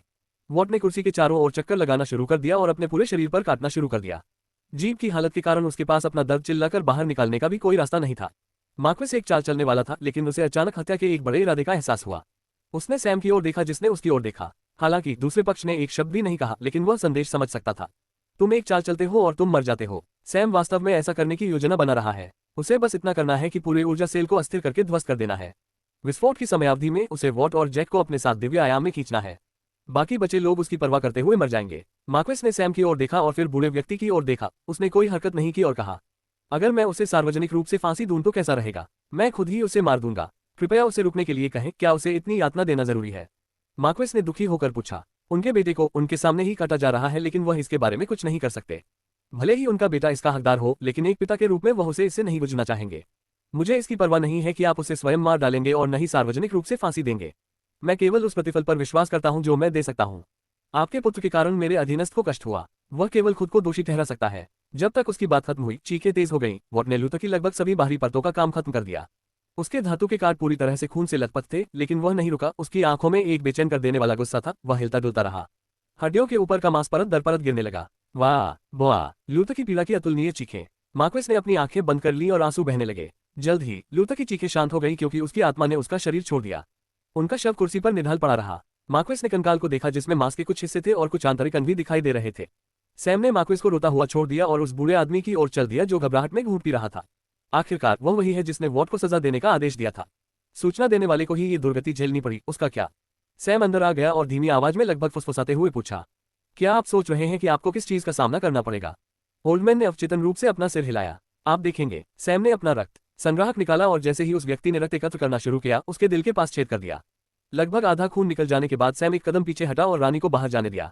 रानी ने उसकी गर्दन पर बहुत देर तक धीरे धीरे आध्यात्मिक ऊर्जा को अवशोषित करते हुए काटा। जीवन शक्ति बाहर रिसने लगी। उनका बलिष्ठ शरीर तमाम कष्टों के बाद पहले ही कमजोर हो गया था। अब वह लगभग हड्डियों का थैला बन गए थे। जैसे ही वह मरने की कगार पर था, रानी ने उसे छोड़ दिया और हाथ हिलाकर रानी दीमक की जगह 3 रानी टिड्डियां ले ली। उन्होंने उसके शरीर, मुख्य रूप से आंतरिक अंगों का मांस नोचना शुरू कर दिया। अंततः सामान्य कीड़े बाहर आए और केवल साफ हड्डियां छोड़कर बचा हुआ मांस खाने लगे। जल्द ही गठन खत्म हो गया। सैम ने जंजीरों को दूर रखा। वह रोता हुआ लेकिन भयभीत मार्क्वेस को कमरे में छोड़कर वॉट और जैक के साथ चला गया। एक प्रतिभा का पुनर्जन्म। निर्माता विनाशक C-140। आप किसी भी कारण से अधिक मूल्यवान हैं। वापस आते समय सैम ने कुछ नहीं बोला। जैक और भी अधिक घबरा गया और उसे सांस लेने की भी हिम्मत नहीं हुई। अब उसे ही समझ आया कि वह किस तरह के शैतानों का साथ दे रहा है। वह जानता है कि सैम कैसा है, लेकिन उन्होंने कभी नहीं सोचा था कि वॉट इतना खतरनाक है। जब उनका चेहरा उधेड़ा जा रहा था तब भी वह नहीं घबराए। हालांकि जैक ने इस प्रक्रिया को नहीं देखा, लेकिन बाहर आने के बाद उसने चोटें देखी। वह एक प्रकार का मनोरोगी जैसा है। ये बॉस और अधीनस्थ दोनों एक तरह के होते हैं। दिन ब दिन उसे इस बात की खुशी होती जा रही है कि उसने सैम को अपना दुश्मन नहीं बनाया, लेकिन अब जब उसे उसके कई राज पता चल गए तो उसे चिंता होने लगी है। हालांकि वह जानता था कि सैम उस पर भरोसा करता है, लेकिन अंदर ही अंदर एक छोटा सा डर है। अगर किसी दिन उसे संदेह हो गया और सैम ने उसे खत्म करने का फैसला किया तो क्या उसके पास भागने का मौका होगा। सैम को भी अंदाजा हो गया कि वह क्या सोच रहा है, लेकिन उसके मन में क्या चल रहा है इसकी परवाह करने का उसके पास समय नहीं था। वह वर्तमान में अपने पिछले जीवन के बारे में सोच रहा है। उसने वॉट जैसा एक चरित्र देखा। वास्तव में वह वही व्यक्ति है जिसे उसने 6 महीने की अलगाव प्रतियोगिता में भागते हुए 2 भाई बहनों को देखकर याद किया था। उसने कभी नहीं सोचा था कि उसके जैसा कोई दूसरा व्यक्ति होगा। उसे अपनी भावनाओं को बाहर निकालने का रास्ता खोजने की सख्त जरूरत है, अन्यथा वह कभी भी सामान्य नहीं हो पाएगा। अपनी हवेली में प्रवेश करने के बाद सैम ने टॉवर में प्रवेश किया और कुछ समय के लिए छुप गया। उसने जालसाजी की, नकली लड़ाई लड़ना शुरू कर दिया। पूरी तरह से थक जाने के बाद ही वह बाहर आया। वापस आने के बाद से वॉट अभी भी अपने कमरे में बैठा है। हो सकता है कि उसने एक मजबूत मोर्चा संभाला हो, लेकिन उसने बहुत नुकसान उठाया। वह मानसिक और शारीरिक रूप से पूरी तरह से थक गया है। एक दिन के अंदर बहुत कुछ हुआ है। जब सैम बाहर आया तो वह झील के पास पिछवाड़े में गया। उसने अपना कोट, अपनी पैंट और यहाँ तक कि अपनी बनियान भी नहीं पहनी थी। वह अपने पैरों को झील के अंदर रखते हुए अपने शॉर्ट्स में बैठ गया। उसका ऊपरी शरीर नग्न है क्योंकि उसने अपनी घाव भरी त्वचा पर ठंडी हवा महसूस की है। कॉगर परिवार के साथ लड़ाई के निशान वहां मौजूद हैं, जो उसने जानबूझकर छोड़े हैं। जैसे ही उसने अपने विचारों को खाली करने की कोशिश की, उसने तारों से भरे आकाश की ओर शुरुआत की। हवेली के अंदर सभी लोग सोच रहे थे कि सैम के साथ क्या हुआ। वे जानते थे कि सैम को मार्क्विस का फोन आया था, जबकि जैक और वॉट उसके निर्देशानुसार कुछ करने गए थे। वे अपनी दिनचर्या में लगे रहे और जब वे सोच रहे थे कि उनके साथ क्या हुआ तो उनमें से 3 एक साथ आए, लेकिन उनकी हालत देखकर वे आश्चर्यचकित रह गए। सैम की अभिव्यक्ति ठंडी है। जैक वॉट के लिए पूरी तरह से डरा हुआ लग रहा था। वह पूरी तरह से थक गया था, यहाँ तक कि चंचल फिलिप ने भी बेवकूफ बनाने की हिम्मत नहीं की। काफी देर के बाद उन्होंने सवालों की झड़ी लगाकर जैक को घेर लिया, जिसका वह बिल्कुल भी जवाब नहीं दे पा रहा था। अगर काले पानी के खिलाफ उनके ऑपरेशन के बारे में उन्हें बताया गया तो उन्हें ये भी नहीं पता था कि वे कैसे प्रतिक्रिया देंगे, और उन्होंने ऐसा ही किया। मैं उन्हें बताना भी नहीं चाहता। वास्तव में यह उसकी बदला लेने की योजना है और अब ये सैम और ब्लैक वाटर के बीच लगभग युद्ध बन गया है। कम से कम उन्होंने काउंट सिटीज में भूमिका निभाई, लेकिन अब उन्हें ये भी नहीं पता था कि आज की स्थिति का क्या मतलब निकाला जाए। वह सैम से इसे रोकने के लिए कहने के बारे में भी सोच रहा है, लेकिन उसे नहीं पता कि इस विषय पर कैसे विचार किया जाए। सभी सदस्यों के सवालों को टालने के बाद, लेकिन एक चिंता की बात यह है कि सैम लंबे समय से झील पर रह रहा है और उसे नहीं पता कि उसे उससे संपर्क करना चाहिए या नहीं। इसलिए चूंकि उसने पास आने की हिम्मत नहीं की, एक चीज है जो वह कर सकता है और वह है वॉट को सूचित करना, जो स्थिति का केंद्र है। जब सैम ने देखा कि वॉट को कितनी तकलीफ हुई तो वह ऐसा हो गया। इसलिए वह बस इतना कर सकता है कि उन्हें इस मामले को स्वयं सुझाने दे। जब वॉट ने सुना कि सैम ऐसा है तो वह झील की ओर चला गया। जब सैम ने कदमों की आहट सुनी तो उसने पलटकर भी नहीं देखा कि यह कौन है, क्योंकि वह जानता था कि जब वह इस हालत में होगा तो केवल वॉट ही उससे मिलने की हिम्मत कर सकता है। वॉट उससे कुछ कदम दूर रुक गया। सैम उसकी पीठ के बल लेट गया और उसने वॉट को बैठने का इशारा किया। वह बैठ गया और कुछ नहीं बोला। थोड़ी देर की चुप्पी के बाद सैम ने बोलना शुरू किया। वॉट, क्या तुमने कभी सोचा है कि मैं ऐसा क्यों हूँ? वॉट ने कोई जवाब नहीं दिया, हालांकि वह असमंजस में था कि उसका बॉस क्या बात कर रहा है। क्या आपने कभी सोचा है कि एक 15 वर्षीय देहाती लड़के के पास इतनी क्षमताएं क्यों हैं? जो बना सकता है, लड़ सकता है, उसके पास इतने सारे तुरुप के पत्ते हैं। क्या आपको जरा भी संदेह नहीं हुआ? वे मेरे लिए अप्रासंगिक हैं। इस बार वॉट ने उत्तर दिया। भले ही उत्तर छोटा हो, सैम को बात समझ में आ गई। इस बात पर आश्चर्य करने और संदेह करने का क्या मतलब है कि उसके बॉस को उसकी योग्यताएं कहां से मिली। चाहे कुछ भी हो, वह अभी भी उसका बॉस है। उन चीजों पर विचार करने का कोई फायदा नहीं है जो उसके लिए अप्रासंगिक है। मैं इस दुनिया का नहीं हूँ, सैम ने अचानक कहा। वह इस बात को उजागर करना चाहता है, लेकिन उसे ऐसा कोई व्यक्ति नहीं मिला जो इस भरोसे के लायक हो। वॉट एक पल के लिए स्तब्ध रह गया, लेकिन उसे समझ नहीं आया कि क्या कहे। सैम ने जारी रखा, आप शायद मुझ पर विश्वास न करें, लेकिन मैं एक अलग दुनिया से हूँ। वहाँ किसी की वित्तीय ताकत, चालाक दिमाग, उत्कृष्ट बुद्धि, इन सभी के साथ उसकी शारीरिक ताकत पर भारी पड़ती है। हालांकि केवल एक अपवाद है, यदि आपकी शारीरिक ताकत सबसे ऊपर है दुनिया में, तभी उस व्यक्ति के लिए मौका होगा। सामान्य फाइटर्स केवल लोगों के मनोरंजन के लिए होते हैं, जितने अधिक मजबूत फाइटर्स अमीर लोगों की मदद के लिए होते हैं। उस दुनिया में एक सामान्य 70 वर्षीय व्यक्ति जिसके पास खुद चलने की कोई शारीरिक ताकत नहीं है, केवल अपनी बुद्धि से धन जमा कर सकता है। ऐसा व्यक्ति आम लोगों पर शासन करता है। उन्हें ये भी पता नहीं होता है कि वह उनके साथ खेल रहा है, रहता है। और सबसे दयनीय बात यह है कि वह एक घमंडी सैनिक को भी आदेश दे सकता है, जो अपने देश की खातिर बिना पलक झपकाए खुद को मार सकता है। वह दुनिया एक ऐसी जगह है जहां एक सामान्य व्यक्ति कानूनों पर भरोसा करके शांति से रहता है। और विडंबना यह है कि वे यह नहीं जानते कि जो लोग उनके लिए कानून बनाते हैं, उन्हें उनके बनाए कानूनों की भी परवाह नहीं है। वह दुनिया जहां एक व्यक्ति धन नामक एक बहुत ही अस्थिर गुण से प्रतिष्ठित होता है, लेकिन उसी अस्थिर दुनिया में दो चरम सीमाओं के बीच कोई अंतर नहीं है। चरम बिंदु शीर्ष पर धन और शक्ति से भरा हुआ है, और सबसे निचला चरम बिंदु जहां लोग रोटी के टुकड़े के लिए एक दूसरे को मारते हैं। सैम एक सेकंड के लिए रुका और पृथ्वी पर अपने जीवन को याद करते हुए गहरी सांस ली। हालांकि वो दंग रह गया क्योंकि वह उस तरह की जगह की कभी कल्पना भी नहीं कर सकता था। वहां बिना किसी शारीरिक शक्ति के एक अमीर व्यक्ति कैसे हो सकता है। इस दुनिया में वह अपनी दौलत के लिए एक पल में मारा जाएगा। लेकिन सैम ने अपनी कहानी जारी रखी। उस दुनिया में मैं समाज के सभी चरणों में रहता था। मैं रैंकों के माध्यम से अपना रास्ता बनाता था। मेरी कई पहचानें थीं। जब मैं अपने चरम पर था, प्रकाश की दुनिया में मेरा एक विचार भाग्य के लायक था और अंधेरी दुनिया में मेरा एक शब्द है कानून। लेकिन दोनों दुनियाओं में मैंने दो सबसे महत्वपूर्ण लोगों को खो दिया। पहला अंधेरे दुनिया में वह मेरी रक्षा करते हुए मर गया, और दूसरा प्रकाश दुनिया में क्योंकि मैं उसकी रक्षा करने में असमर्थ था। उनसे बदला लेने के बाद मैंने जीने का सारा कारण खो दिया। आप जानते हैं, जब मैं मरने वाला था मुझे वास्तव में कोई पछतावा नहीं है। मैं काफी खुश भी हूँ कि शायद अगर कोई पुनर्जन्म होता तो मैं ऐसा कर पाता, इन दो लोगों से मिले। लेकिन हकीकत ने मेरे चेहरे पर जोरदार तमाचा मारा। मेरे मरने के तुरंत बाद एक व्यक्ति जिसे मैंने कभी नहीं देखा था, जिसकी शक्ति मेरी कल्पना से परे है, उसने बिना कोई कारण बताए मुझे इस दुनिया में रख दिया। सबसे पहले मैं इस जीवन को सिर्फ जीने के लिए जीना चाहता था, लेकिन इस विचार ने कि किसी ने मेरी सहमति के बिना मुझे यहाँ डाल दिया, लगभग मुझे मार डाला। यही एकमात्र कारण है जिसने मुझे आगे बढ़ने के लिए प्रेरित किया, ये जानने के लिए कि मैं यहाँ क्यों हूँ और यह कारण इसके लायक है या नहीं। लेकिन आज मुझे जीने का एक और कारण मिल गया। बोलने से पहले वह उठ बैठा और क्षितिज की ओर देखने लगा। मुझे नहीं पता कि मैं मरने लायक व्यक्ति हूँ या नहीं, लेकिन मैं मानूंगा कि मैं ऐसा नहीं हूँ। हालांकि आप ऐसा करने के लिए तैयार हैं, इसलिए मुझे लगता है कि मैं यहाँ जिस भी कारण से हूँ वह इसके लायक है या नहीं। मुझे लगता है आप रहने और साथ देने लायक हैं। आप जैसा आदमी जो पानी की एक बूंद का बदला झरने से चुकाना जानता है, किसी भी कारण से अधिक मूल्यवान है। सैम उठ खड़ा हुआ और वॉट भी उसके पीछे हो लिया। उसने एक लाल रंग का मेटेलिक कार्ड निकाला और उसे वॉट की ओर बढ़ा दिया। इसमें एक तरफ वॉट का W चिन्ह और दूसरी तरफ सैम का चिन्ह है। मुझे नहीं पता कि आप मुझे किस रूप में देखते हैं, बॉस, दोस्त, रिश्तेदार, चाहे कुछ भी हो, याद रखें कि अब से मेरे लिए आप अपूरणीय हैं। चाहे मैं कितनी भी दूर क्यों न पहुंच जाऊं, चाहे कुछ भी हो, आप हमेशा मेरा साथ देंगे। मैं तुम्हारे साथ इसका सामना करूंगा। एक प्रतिभा का पुनर्जन्म। निर्माता विनाशक। C141 होलिंग up. अगले दिन पूरे शहर में उथल पुथल मच गई। मार्क्वेस ने पूरे शहर को स्टेडियम में एक सभा के लिए बुलाया, जहां सैम ने अपनी हथियार की दुकान खोलने के लिए प्रदर्शन किया। लगभग सभी नागरिक एकत्रित हो गए। मार्क्वेस मंच पर उदास भाव से खड़ा था। उन्होंने सभी श्रोताओं की ओर देखा और कहने से पहले गहरी सांस ली। कल मैंने पाया कि कई अधिकारी और मेरा दूसरा बेटा एक दुष्ट संगठन के साथ काम कर रहे हैं जो अवैध वेश्यावृत्ति, ड्रग्स, हत्याएं और सभी प्रकार के बुरे काम संचालित करते हैं। मामले को देखने और उचित साक्ष्य प्राप्त करने के बाद मैंने स्वयं उस स्थान पर छापा मारा और सत्यता की पुष्टि करने के बाद उन्हें तुरंत मार डाला। इसलिए मैं एक बात कहना चाहता हूं, जो लोग समाज और साम्राज्य के नागरिकों को नुकसान पहुंचाते हैं, चाहे वह कोई भी हो, उन्हें फांसी दी जाएगी और मैं इस संगठन के सभी शेष सदस्यों को आत्मसमर्पण करने का आदेश देता हूं। यदि आप आत्मसमर्पण करते हैं तो आपको जेल में अपना समय बिताने के बाद एक मौका दिया जाएगा। यदि आप ऐसा नहीं करते हैं तो बेहतर होगा कि आप प्रार्थना करें कि हम आपको पकड़ न सके, अन्यथा आपको मौके पर ही फांसी दे दी जाएगी। बड़ी तालियों के बाद उन्होंने सभा को खारिज कर दिया और मार्क्वेस हवेली में वापस चले गए। तुम्हें मेरे बेटे को मारने की हिम्मत कैसे हुई, और तुम उसे किसी दुष्ट संगठन का हिस्सा बताने की हिम्मत कैसे कर रहे हो? तुम बीमार कमीने, क्या उन कुतिया तकिया से बात करते हुए तुमने ऐसा किया? वह तुम्हारे पद के लिए प्रतिस्पर्धा भी नहीं करता है और उसने ऐसा नहीं किया यहाँ तक कि जेके के व्यवसाय के विरुद्ध भी जाओ। तुमने उसे क्यों मारा? क्या ऐसा इसलिए है क्योंकि वह आपको किसी भी प्रकार का लाभ नहीं पहुंचाता? कमीने, जैसे ही वह अपने निजी कमरे में दाखिल हुआ, उसकी चिल्लाती हुई दूसरी पत्नी ने उस पर शब्दों की बौछार कर दी। वह नहीं जानता था कि क्या कहे और बस चुप रहा। उसने उसे समझाने के लिए पर्याप्त सबूत हासिल कर लिए हैं, लेकिन उसे यह भी डर था कि क्या वह उस दिल के टूटने को सहन कर पाएगी। आखिरकार तीनों बच्चे उससे ज्यादा अपनी मां के ज्यादा करीब हैं और दूसरे बेटे के मामले में तो यह और भी सच है। बात क्यों नहीं करती हो? पाहुस ने सीधे उसके चेहरे पर तमाचा जड़ दिया। तभी उसने उसके चेहरे की ओर देखने के लिए अपना सिर उठाया। वह एक खूबसूरत महिला है और दो अन्य बहनें भी हैं, लेकिन उनमें से तीन में से वह सबसे सज्जन महिला है। उनकी तीनों पत्नियों में से पहली बहुत ही इरादतन इंसान है और तीसरी बहुत ज्यादा षड्यंत्रकारी है। इन तीनों में से दूसरी पत्नी ही ऐसी है जो सामान्य व्यवहार करती है और अब वह बिल्कुल भी अपने सामान्य स्वभाव की तरह नहीं है। आखिरकार उसने अपना मुंह खोला। तुम मुझे उससे बेहतर जानते हो सकता है कि मैं तुमसे प्यार न करूं, लेकिन तुम्हारी दोनों बहनों का भी यही हाल है। अगर मैं साफ कहूं तो तुम तीनों मेरी देनदारियां हो जिनसे मैं छुटकारा नहीं पा सकता। जहां तक बच्चों की बात है तो मैं उनका इलाज करता हूं, उन्हें समान रूप से, और मैं एक पिता के रूप में अपनी जिम्मेदारी लेता हूं। मेरे पक्षपाती होने या तकियाबात से प्रभावित होने का सवाल भी मत उठाए। आपको किसी से भी बेहतर पता होना चाहिए कि आप तीनों को कितनी बार तकियाबात करने का मौका मिलता है, यहाँ तक कि मुझे प्रभावित करने का भी मौका मिलता है। जहां तक आपके बेटे की मौत का सवाल है तो मुझे केवल एक ही बात कहनी है, उसने ही यह सब अपने ऊपर थोपा। वह गलत लोगों के साथ घुल मिल गया और सबसे बुरे व्यक्ति को निशाना बनाया जिसके साथ वह संभवतः खिलवाड़ कर सकता था। अगर मैं तुम्हें और विवरण दूं तो तुम्हारा दिल इसे स्वीकार नहीं कर पाएगा। बस हर चीज को नकारें और शांति से रहें। उसने अपना काम खत्म करने के बाद उसकी प्रतिक्रिया का भी इंतजार नहीं किया। उसके पास करने के लिए बहुत सारी चीजें हैं और उनमें से एक है सैम से मिलना। इसलिए उन्होंने एक बैठक की व्यवस्था करने के लिए एक दूत भेजा।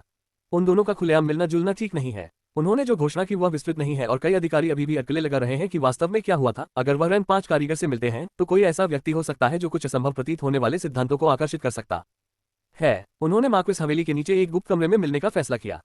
इसमें जंगल से जुड़ने वाला एक भूमिगत रास्ता है। सैम और वॉट शहर से बाहर गए और उस स्थान पर गए जहां ये भूमिगत प्रवेश द्वार था। लगभग 1 घंटे तक चलने के बाद वे एक मंद रोशनी वाले कमरे में दाखिल हुए जहां मार्क्वेस अकेला बैठा है। उसने सैम को बैठने का इशारा किया और थोड़ी देर की चुप्पी के बाद आखिरकार वह बोला, तुम्हारे वहां से जाने के बाद मुझे वहां कुछ मिला। उसने 3 स्थानिक वलय निकाले। सैम आसानी से अनुमान लगा सकता था कि वे क्या हैं। काले पानी के 3 स्थानिक वलय, एक पुरस्कार के साथ, दूसरा आध्यात्मिक पत्थरों के साथ जो संगठन की आय भी है, तीसरा संसाधन है। सैम ने उन्हें तुरंत नहीं लिया और बस मार्क्वेस की ओर देखा, जिन्होंने लगभग 30 स्थानिक अंगूठियां निकाली और उन्हें मेज पर रख दिया। ये उन लोगों के स्थानिक छल्ले हैं जिन्हें आपने मार डाला, इसमें बुरे आदमी की अंगूठी भी शामिल है। लेकिन मैंने अपने बेटे की अंगूठी ले ली, मुझे आशा है कि आपको कोई आपत्ति नहीं होगी। सैम ने बात नहीं की और वॉट को अंगूठियां इकट्ठा करने का इशारा किया। स्क्रॉल कहाँ है? उसने पूछा। मार्क्वेस ने मेज पर एक और स्थानिक वलय रखा। मैंने सामग्री पढ़ी, मैंने इस संगठन के बारे में पहले कभी नहीं सुना था। सैम ने कुछ नहीं कहा और बस सभी स्थानिक छल्ले ले लिया और खड़ा हो गया। क्या कुछ और है? उसने मार्क्वेस की ओर देखते हुए पूछा। कुछ नहीं, मैं बस उसका नाम हटाए गए उम्मीदवारों में जोड़ दूंगा और आपको उन लोगों के बारे में चिंता करने की जरूरत नहीं होगी जो आपको निशाना बना रहे हैं। जहां तक डुकडॉम जाने की बात है, हमें 15 दिनों के बाद शुरू करना होगा और वहां जाने के बाद कृपया सावधानी बरतें जनरल स्पार्क के खिलाफ। वह मेरी पत्नियों का पिता है और जेके के साथ आपके दुर्व्यवहार से मेरी पहली पत्नी ने उसे पहले ही एक संदेश दे दिया होगा और वह आपको निशाना बना सकता है। धन्यवाद, सैम ने सरलता से कहा और वॉट के साथ चला गया। मार्क्वेस अपनी कुर्सी पर गिर पड़ा। वह देखना चाहता था कि सैम कैसा कर रहा है। वह देखना चाहता था कि क्या वह एक मजबूत व्यक्ति से मिलने के लिए थोड़ा भी घबरा रहा है, जिसके बेटे को उसने मार डाला था। वह देखना चाहता था कि उसे थोड़ा भी डर तो नहीं लग रहा है। लेकिन उसने जो देखा उससे उसे रत्ती भर भी डर नहीं लगता। वह उतना ही आश्वस्त है जितना वह हमेशा था। बैठक के बाद सैम और वॉट वहां से चले गए। उसने स्थानिक रिंग में मौजूद चीजों की तुरंत जांच नहीं की। वह निश्चित रूप से जानता था कि मार्क्वेस कुछ लूटकर कुछ भी हास्यास्पद नहीं करेगा। जब वह सुरंग से बाहर आया और जंगल में गया तो वह अपनी हवेली में वापस चला गया और दिव्य आयाम के अंदर छिप गया। उनके पास एक नई सोच है और ड्यूकडॉम शहर में इसका व्यावसायीकरण किया जा सकता है, इसलिए वह तुरंत टावर के अंदर चला गया। पिछली रात के बाद उसने खुद को संभाल लिया और वह पहले से ही नई परियोजनाओं के बारे में सोच रहा है। इसके अलावा वह खेती पर कुछ शोध करने के बारे में भी सोच रहे हैं। हालांकि मार्क्वेस ने कहा कि चरण रद्द कर दिया गया था, उनके लिए केवल अध्ययन के लिए पूरे 6 महीने आवंटित करने का एक कारण हो सकता है। तो उस पर अगले 15 दिनों तक कब्जा किया जा सकता है, जब तक कि वे अपनी यात्रा शुरू नहीं कर देते, या कहें तो टावर में 150 दिन। उन्होंने उल्कापिंड की रेत की स्थानिक वलय की जांच की और उन्हें एक सुखद आश्चर्य मिला। इसमें 100 से अधिक क्यूब्स उल्कापिंड रेत है और इसमें से अधिकांश ग्रे उल्कापिंड रेत है, जिसने 80 से अधिक क्यूब्स पर कब्जा कर लिया है। शेष सिल्वर उल्कापिंड रेत है। हालांकि वह सिल्वर उल्कापिंड रेत के साथ बहुत कुछ कर सकता है, ग्रे उल्कापिंड रेत पर्याप्त नहीं है। उसने इसके लिए बहुत सी चीजों की योजना बनाई है और यह योजना बहुत बड़ी है। लेकिन इस ग्रे रेत के लिए उनका एक ही उपयोग है और वह है एक निहाय और विभिन्न आकार के कुछ हथौड़े बनाना। इसे बनाने के बाद उन्होंने टावर के अंदर 15 दिनों से अधिक समय तक जालसाजी की और बाकी दिनों में वह बस पुस्तकालय में रहे और कभी कभी वह कुछ सिद्धांतों का परीक्षण करने के लिए सिमुलेशन कक्ष में गए। उन्होंने कई साधना कलाओं का ध्यानपूर्वक अध्ययन किया। उन्होंने विभिन्न मेरिडियन के परिसंचरण और स्वायत्ता पर आध्यात्मिक ऊर्जा परिसंचरण के प्रभावों का अध्ययन किया। जल्द ही वह फंस गया। इन साधना तकनीकों ने उनके लिए एक नई दुनिया खोल दी और जब उन्होंने साधना विशिष्ट युद्ध तकनीकों का अध्ययन किया तो उन्हें और भी अधिक आश्चर्य हुआ। उनकी ज्ञान की प्यास बढ़ने लगी। उन्होंने सिमुलेशन के साथ प्रयोग करना शुरू कर दिया कि ये चीजें कैसे काम करती हैं, क्योंकि अगर वह इन चीजों को समझ सकते हैं तो वह असंख्य संभावनाओं के लिए एक नया द्वार खोल सकते हैं। उन्होंने इस खेती के साथ साथ अपनी तकनीक का उपयोग करने की योजना भी बना ली है। वह बाकी दुनिया को लगभग भूल गया और इन सिद्धांतों में बहुत अधिक शामिल हो गया। लेकिन एक बात है जिससे वह संतुष्ट है और वह यह है कि दैवीय इच्छाओं के बहुत सारे रैक हैं जिनमें खेती की तकनीकों, खेती के विशिष्ट युद्ध क्षेत्रों की जानकारी है। वह निराश था कि वह अपनी खोज जारी रखने में असमर्थ था। एक प्रतिभा का पुनः जन्म। निर्माता विनाशक C142 ड्यूकडॉम कैपिटल के लिए। 14 दिन बाद सैम टावर से बाहर आया। वह बाहर आने में बहुत अनिच्छुक है, लेकिन न चाहते हुए भी उसे हटना पड़ता है। जब वह वापस आया तो सभी ने आश्चर्य से उसकी ओर देखा। सैम अपने सामान्य स्वभाव जैसा नहीं है। उसकी आंखें जो आसपास देख रही थी, ऐसा नहीं लग रहा था कि वह उन्हें देख रही है। वह बिल्कुल अलग चीज के बारे में सोच रहा था और वह पागलों की तरह कुछ न कुछ बड़बड़ाता रहा। उनका आत्मविश्वास कहीं नजर नहीं आ रहा था। जब वह अपनी खोई हुई इंद्रियों के साथ झील की ओर चला गया तो उसे अपने आसपास का भी ध्यान नहीं था। पूल में कूदने के बाद ही वह थोड़ा शांत हुआ। यह एक जोन में सैम है। उसे इस तरह से रहते हुए काफी समय हो गया है और इस मनस्थिति से बाहर निकलना बेहद मुश्किल है। लेकिन उन्होंने कभी भी इस पागलपन की स्थिति से नफरत नहीं की। इतना ही नहीं, उन्होंने शारीरिक और मानसिक रूप से भी अपने किसी भी हिस्से से कभी नफरत नहीं की। उन्होंने अपने सभी दोषों और कमियों को अपने प्लस पॉइंट्स के साथ स्वीकार किया और वह इसे कभी किसी के लिए नहीं बदलेंगे। सोचा भी हो तो यह विडंबना लग सकती है कि कोई व्यक्ति अपनी कमियों को पहचान लेने के बाद भी उन्हें बदलने को तैयार नहीं है। वह ऐसा नहीं करना चाहता था क्योंकि पिछले जन्म के बचपन से लेकर मृत्यु तक के सभी 25 वर्षों में उसके आधे से अधिक जीवन किसी के नियंत्रण में था। उनका भोजन, उनका स्वास्थ्य, उनका व्यायाम, उनकी पोशाक और यहाँ तक कि उनकी शिक्षा भी किसी के नियंत्रण में थी। सैम को सीखने के लिए कुछ नया मिला है और हर बार जब वह ऐसा करता है तो उसे कई कारण बताने होंगे कि यह उसके नियंत्रक के लिए उपयोगी है, अगर उसने अनुमोदन प्राप्त करने से पहले इसे किसी न किसी तरह से सीखा हो। इसलिए जब उसके जीवन का बड़ा हिस्सा किसी के नियंत्रण में था तो उसे पता चला कि उसका चरित्र ही एकमात्र ऐसी चीज थी जो उसके नियंत्रण में थी। इस प्रकार वह इसे ऐसे ही रखना चाहता था। वह इसे सामाजिक मानदंडों और रूढ़ियों के लिए कभी नहीं बदलेगा। यदि कोई व्यक्ति इस लायक होगा कि वह अपना चरित्र बदल सके तो ही वह ऐसा करेगा। बहुत से लोग सोच सकते हैं कि वह अहंकारी है और ऐसा व्यवहार कर रहा है मानो दुनिया उसके चारों ओर घूम रही हो। लेकिन सैम का मानना था कि यदि आप अपने आप से विशेष व्यवहार नहीं करते हैं और आपको आप पर कोई भरोसा नहीं है तो कभी भी किसी से यह अपेक्षा न करें कि वह आपके साथ वैसा ही व्यवहार करेगा। और अगर कोई ऐसा करता है तो इसकी केवल 2 शर्तें हैं। पहली है बिना शर्त प्यार और दूसरी, हो सकता है कि उस व्यक्ति के मन में किसी न किसी तरह से आपके प्रति मंशा हो और वह आपको नष्ट करने के लिए आपके अहंकार को बढ़ावा दे रहा हो। सैम मन भरकर झील में तैरा और जब उसने देखा कि झील के पास कोई नहीं है तो उसने मिया को बुलाया। छोटा हाइड्रा पहले से ही स्तर 1 था और तेजी से बढ़ रहा है। जब वह बाहर आई तो वह तुरंत सैम पर कूद पड़ी और उससे लिपटने लगी। सैम ने दुनिया की सारी परवाह छोड़ दी और मिया के साथ खेलना शुरू कर दिया। वे घंटों तक पानी के अंदर खेलते रहे। पानी से बाहर आने के बाद सैम संतुष्ट नहीं हुए और उन्होंने फॉर्मेशन के झंडे निकाल लिए। उन्होंने छिपने वाली संरचनाओं की परतों पर परतें लगाईं और यहां तक कि गठन डिस्क को भी सक्रिय कर दिया। उसने सभी जानवरों पैंथरों, यानवू, स्काई, वानर और मिया को बाहर निकाल दिया। वह नहीं जानता कि ड्यूकडॉम राजधानी में क्या होने वाला है, इसलिए वह बस अपने साथियों के साथ कुछ शांति का आनंद लेना चाहता था। दोनों तेंदुओं ने उसे जमीन पर पटक दिया और उसके चेहरे को चाटना शुरू कर दिया। बहुत समय हो गया जब छोटे लड़कों पर उनका ध्यान गया। आयाम के अंदर उन्हें केवल स्वयं के साथ खेलना है और उनके पास करने के लिए बहुत कुछ नहीं है। यानवू या स्काई उन्हें भोजन देते थे और वे इधर उधर भागते थे, इधर उधर लुटते थे। जो जड़ी बूटियां लगाई गई थी उन्हें बिखेर देते थे। यानवू के पंख फड़फड़ाते थे और भाग जाते थे। वे बिल्कुल अन्य बच्चों की तरह हैं। सैम ने वॉट को बुलाया और उसे रेस्तरां से बड़ी मात्रा में खाना लाने के लिए कहा। 1 घंटे में वॉट भी ढेर सारा खाना लेकर उनके साथ शामिल हो गया। सैम ने ज्यादा बात नहीं की, उसने केवल छोटे जानवरों, तेंदुओं और मिया के साथ खेला। यहां तक कि उसने रानी के कीड़ों को भी बाहर आने दिया। आराम करते समय सैम ने कुछ दिलचस्प देखा। दोनों पैंथर्स मिया से वरिष्ठों की तरह व्यवहार कर रहे हैं और उसे शिष्टाचार सिखा रहे हैं। वह हंसने के अलावा कुछ नहीं कर सका। हालांकि आग के जहर के कारण वे संकर हो गए। दोनों पैंथरों में फिलहाल मिया जितनी क्षमता नहीं है। आखिरकार वह एक पौराणिक जानवर है।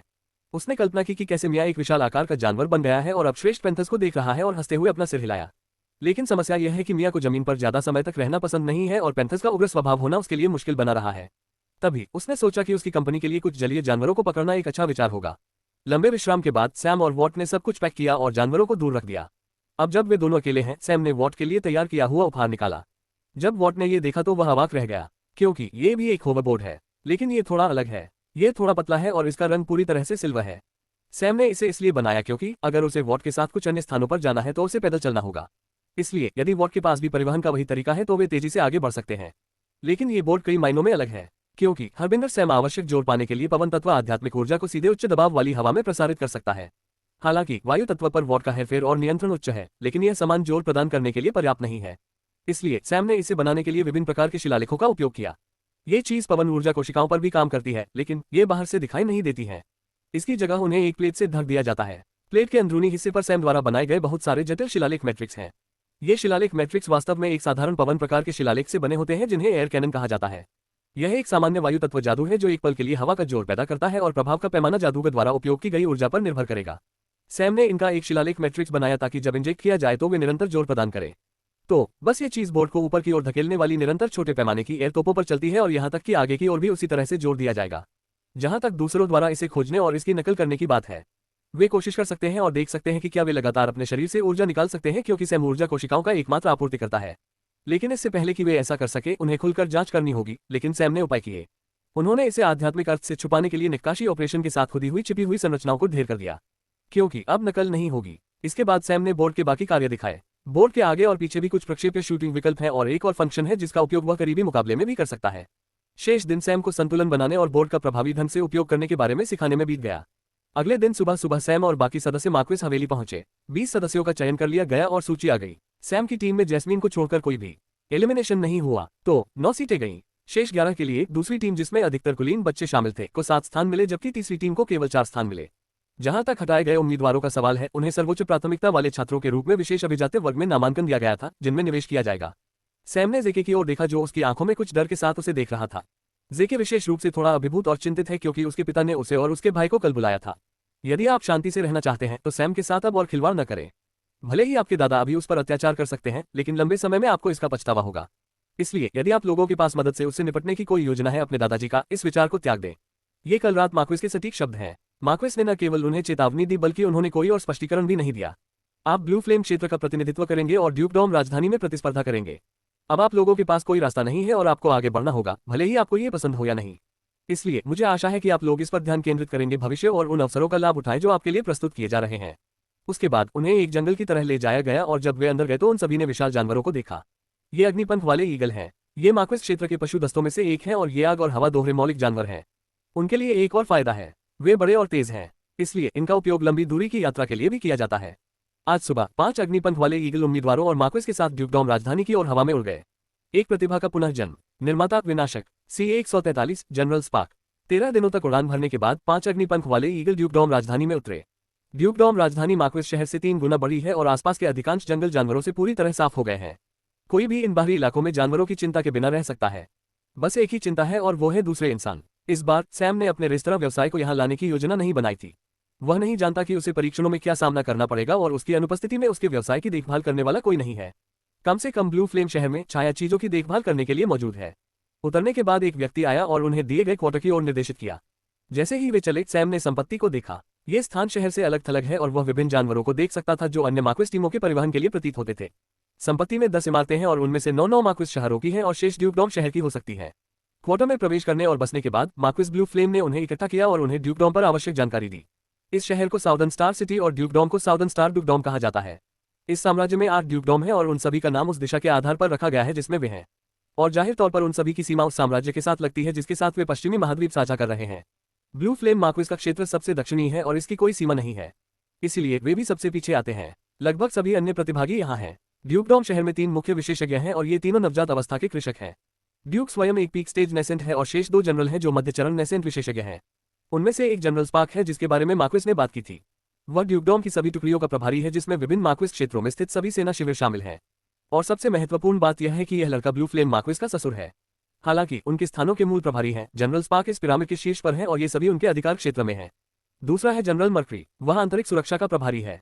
सभी नगर रक्षक उसके अधिकार क्षेत्र में आते हैं। बाकी के लिए दक्षिणी स्टार अकादमी न केवल ड्यूकडॉम में सर्वश्रेष्ठ है, वे 4 प्रमुख व्यवसायों के साथ भी सहयोग करते हैं और छात्रों को अकादमी के भीतर सीखते हैं। ये 4 टावर प्रमुख आवश्यक प्रशिक्षकों को अकादमी में भेजते हैं। अंततः कुल 6 कुलीन परिवार हैं और वे सभी मार्क्वेस परिवार के समान स्तर के हैं, लेकिन उनके अधिकार का दायरा कम है और उनकी जागीर के अलावा उनके अधीन कोई क्षेत्र नहीं है। जब तक संक्षिप्त आदान प्रदान समाप्त हुआ, एक आगंतुक आ गया। ब्लू फ्लेम मार्क्वेस, एक आदमी जो लगभग 40 के आसपास का लग रहा था, वह बगल से गुजर रहा था और उसने मार्क्वेस को बुलाया जो सभी उम्मीदवारों का सामना कर रहा था। मार्क्वेस पीछे मुड़ा और उस व्यक्ति के आगमन से थोड़ा स्तब्ध लग रहा था। वह सदमे से बाहर आए और उस व्यक्ति का अभिवादन किया। नमस्कार जनरल स्पार्क। अभ्यर्थी आश्चर्यचकित रह गए। अभी अभी मार्क्वेस ने बताया कि यह आदमी ड्यूकडॉम के 3 सबसे शक्तिशाली लोगों में से एक है, लेकिन 2 लोग उन्हें देखकर स्पष्ट रूप से प्रसन्न होते हैं और वे हैं ब्रदर्स जेके और ब्लू फायर। दादा X2 दोनों ने एक सुर में उनका स्वागत किया और खुशी से उनकी ओर बढ़े। वह आदमी जो लगभग 40 वर्ष का लग रहा था, वास्तव में लगभग 70 वर्ष का था, लेकिन नवजात अवस्था की खेती के कारण वह केवल 50 के दिखते थे। भव्य क्षेत्र तक साधना चरणों में शरीर में केवल स्वास्थ्य, शरीर, आध्यात्मिक कोर का आकार और आध्यात्मिक ऊर्जा की मात्रा में परिवर्तन होते हैं। इसके अलावा व्यक्ति की उम्र बढ़ने और जीवन काल में ज्यादा बदलाव नहीं होते हैं। इस दुनिया में जहां प्रदूषण नगण्य है और पर्यावरण शुद्ध है, एक स्वस्थ व्यक्ति का औसत जीवन काल लगभग 120 से 130 वर्ष है और यदि कोई व्यक्ति ग्रैंड स्टेज विशेषज्ञ है तो उसका जीवन काल अधिकतम 150 वर्ष होगा। लेकिन नवजात अवस्था सब कुछ बदल देती है। कोई पूरी खेती को अलग अलग चरणों में भी विभाजित कर सकता है, जैसे नवजात से पहले और नवजात के बाद। निस्संदेह ये केवल इन निचले क्षेत्रों में ही लागू होता है। नवजात अवस्था में मानव शरीर आध्यात्मिक कोर के साथ साथ शारीरिक सुधार से गुजर रहा होगा। इस चरण में व्यक्ति की कोशिकाएं एक प्रकार के पुनर्जन्म से गुजरेंगी और जीवन शक्ति बढ़ेगी। साथ ही आध्यात्मिक केंद्र एक अनंत स्थान जैसा दिखने लगेगा। जैसा कि नाम से पता चलता है, नवजात अवस्था किसी की पूरी क्षमता को साकार करने की शुरुआत है। इस चरण में परिवर्तन न केवल उनकी साधना का अंतिम बिंदु तय करेंगे, बल्कि उनके साथियों के बीच उनका रुख भी तय करेंगे। मूल रूप से 3 चीजें हैं जो इन चीजों को तय कर सकती हैं। पहला और सबसे महत्वपूर्ण आध्यात्मिक केंद्र का अनंत स्थान है। यह अनंत स्थान वास्तविक नहीं है, बल्कि कुछ ऐसा है जिसे साधक ने अपने मूल में महसूस किया है। इस अनंत अंतरिक्ष में नवजात क्षेत्र की साधना के उपचरणों के विकास और उन्नति के साथ साथ केंद्र से एक आध्यात्मिक समुद्र का निर्माण होगा और इसके विकास की सीमा ही उनकी साधना के अंतिम बिंदु का संकेत है। दूसरी चीज है शरीर का सम्मान करना या आध्यात्मिक समुद्र का घनत्व। इस सुधार के दौरान कृषक इसका लाभ उठाने का प्रयास करते हैं और यदि वे योद्धा हैं तो अपने शरीर को निखारने का प्रयास करते हैं और अपने आध्यात्मिक समुद्र में आध्यात्मिक ऊर्जा के घनत्व को बढ़ाते हैं जो युद्ध कौशल के अनुपात में होता है। ठीक है, हम विषय से बहुत दूर हैं, कमरे में वापस आ गए हैं। जनरल ने अपने पोते पोतियों से बात करते समय सभी को नजरअंदाज कर दिया और फिर समूह की ओर देखा। ऐसा लग रहा था जैसे वह किसी को खोज रहा हो और उसकी नजर थोड़ी देर तक सैम पर टिकी रही। उसके बाद उन्होंने मार्क्वेस की ओर देखा और पूछा, वहां एक अतिरिक्त व्यक्ति क्यों है? वह उम्मीदवार नहीं है, लेकिन वह किसी का अधीनस्थ है। जनरल ने तुरंत भौहें सिकोड़ ली और अप्रसन्नता से भरे दिखे। वह किसका अधीनस्थ है? मार्क्वेस ने सैम की ओर इशारा किया। जनरल ने सैम की ओर देखा और कहा, यह आपका घर नहीं है और आप अधीनस्थों को यहाँ नहीं ला सकते। ये स्थान उन प्रतिभागियों के लिए है जिनके पास शहर में रहने की व्यवस्था नहीं है। ये ड्यूक की ओर से आपके लिए इसे सुविधाजनक बनाने का एक संकेत है, न कि आपको आजाद करने के लिए अतिरिक्त सामान लाकर लोड करो। सैम ने भौहें उठाई और ठंडी नजर से जनरल की ओर देखा। जब उसने जेके के मिश्रित भावनात्मक चेहरे और ब्लू फायर के चमकदार चेहरे और अंत में मार्क्वेस के चिंतित चेहरे को देखा, तो उसे पता चला कि यह आदमी उसे जानबूझकर निशाना बना रहा होगा। पहली पत्नी का संदेश निश्चित रूप से आ गया है और यह जनरल वास्तव में इसे अपने ऊपर निकाल रहा है। आखिरकार यदि यह एक नियम है तो मार्क्वेस ने इतना स्पष्ट नियम नहीं छोड़ा होगा। तो इसका मतलब है कि अगर हमारे पास अपनी व्यवस्था हो तो हम शहर में रह सकते हैं। सैम ने पहले वाले कथन का उत्तर दिए बिना पूछा, यदि आप कर सकते हैं तो ऐसा करें, लेकिन आप अपने अधीनस्थ को यहाँ नहीं ला सकते। उसने ये शब्द कहे और मार्क्वेस की ओर मुड़ने से पहले उसे अनदेखा कर दिया। परीक्षण और अन्य संबंधित मामलों की घोषणा कल की जाएगी। आप अपनी इच्छानुसार शहर में घूम सकते हैं, लेकिन आपको सुबह तक एस्टेट में इकट्ठा होना होगा। फिर उसने सैम की ओर देखा और कहा, उसे तुरंत बाहर भेजो या तुम उसके साथ बाहर निकल सकते हो। सैम ने कुछ नहीं कहा और अपना अग्रदूत निकाल लिया। वॉट ने भी उसका अनुसरण करते हुए अपना बोर्ड निकाला। किनारे पर अक्षरों की एक श्रृंखला खुदी हुई है, सिल्वर विंड। चूंकि सैम को नामकरण करना नहीं आता था, इसलिए उसने वॉट से इसे स्वयं करने के लिए कहा। बोलते समय सैम ने मार्क्विस की ओर देखा भी नहीं। अगर कुछ भी सामने आता है तो संचार टोकन के साथ मुझसे संपर्क करें। फिर हवा की सीटी के साथ सैम और वॉट हवा की गति में वहां से चले गए। धिक्कार है, वह शायद दूसरा घर खरीद रहा होगा, फिलिप ने अपनी सांसों में कहा, लेकिन सभी ने इसे स्पष्ट रूप से सुना, यहां तक कि जनरल ने भी। हम कोई भी टॉम, डिक और हैरी यहां जगह नहीं खरीद सकता।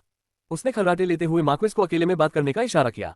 लेकिन मार्क्विस, जैक, फिलिप यहां तक कि केली और हॉक भी अपना सिर हिला रहे हैं।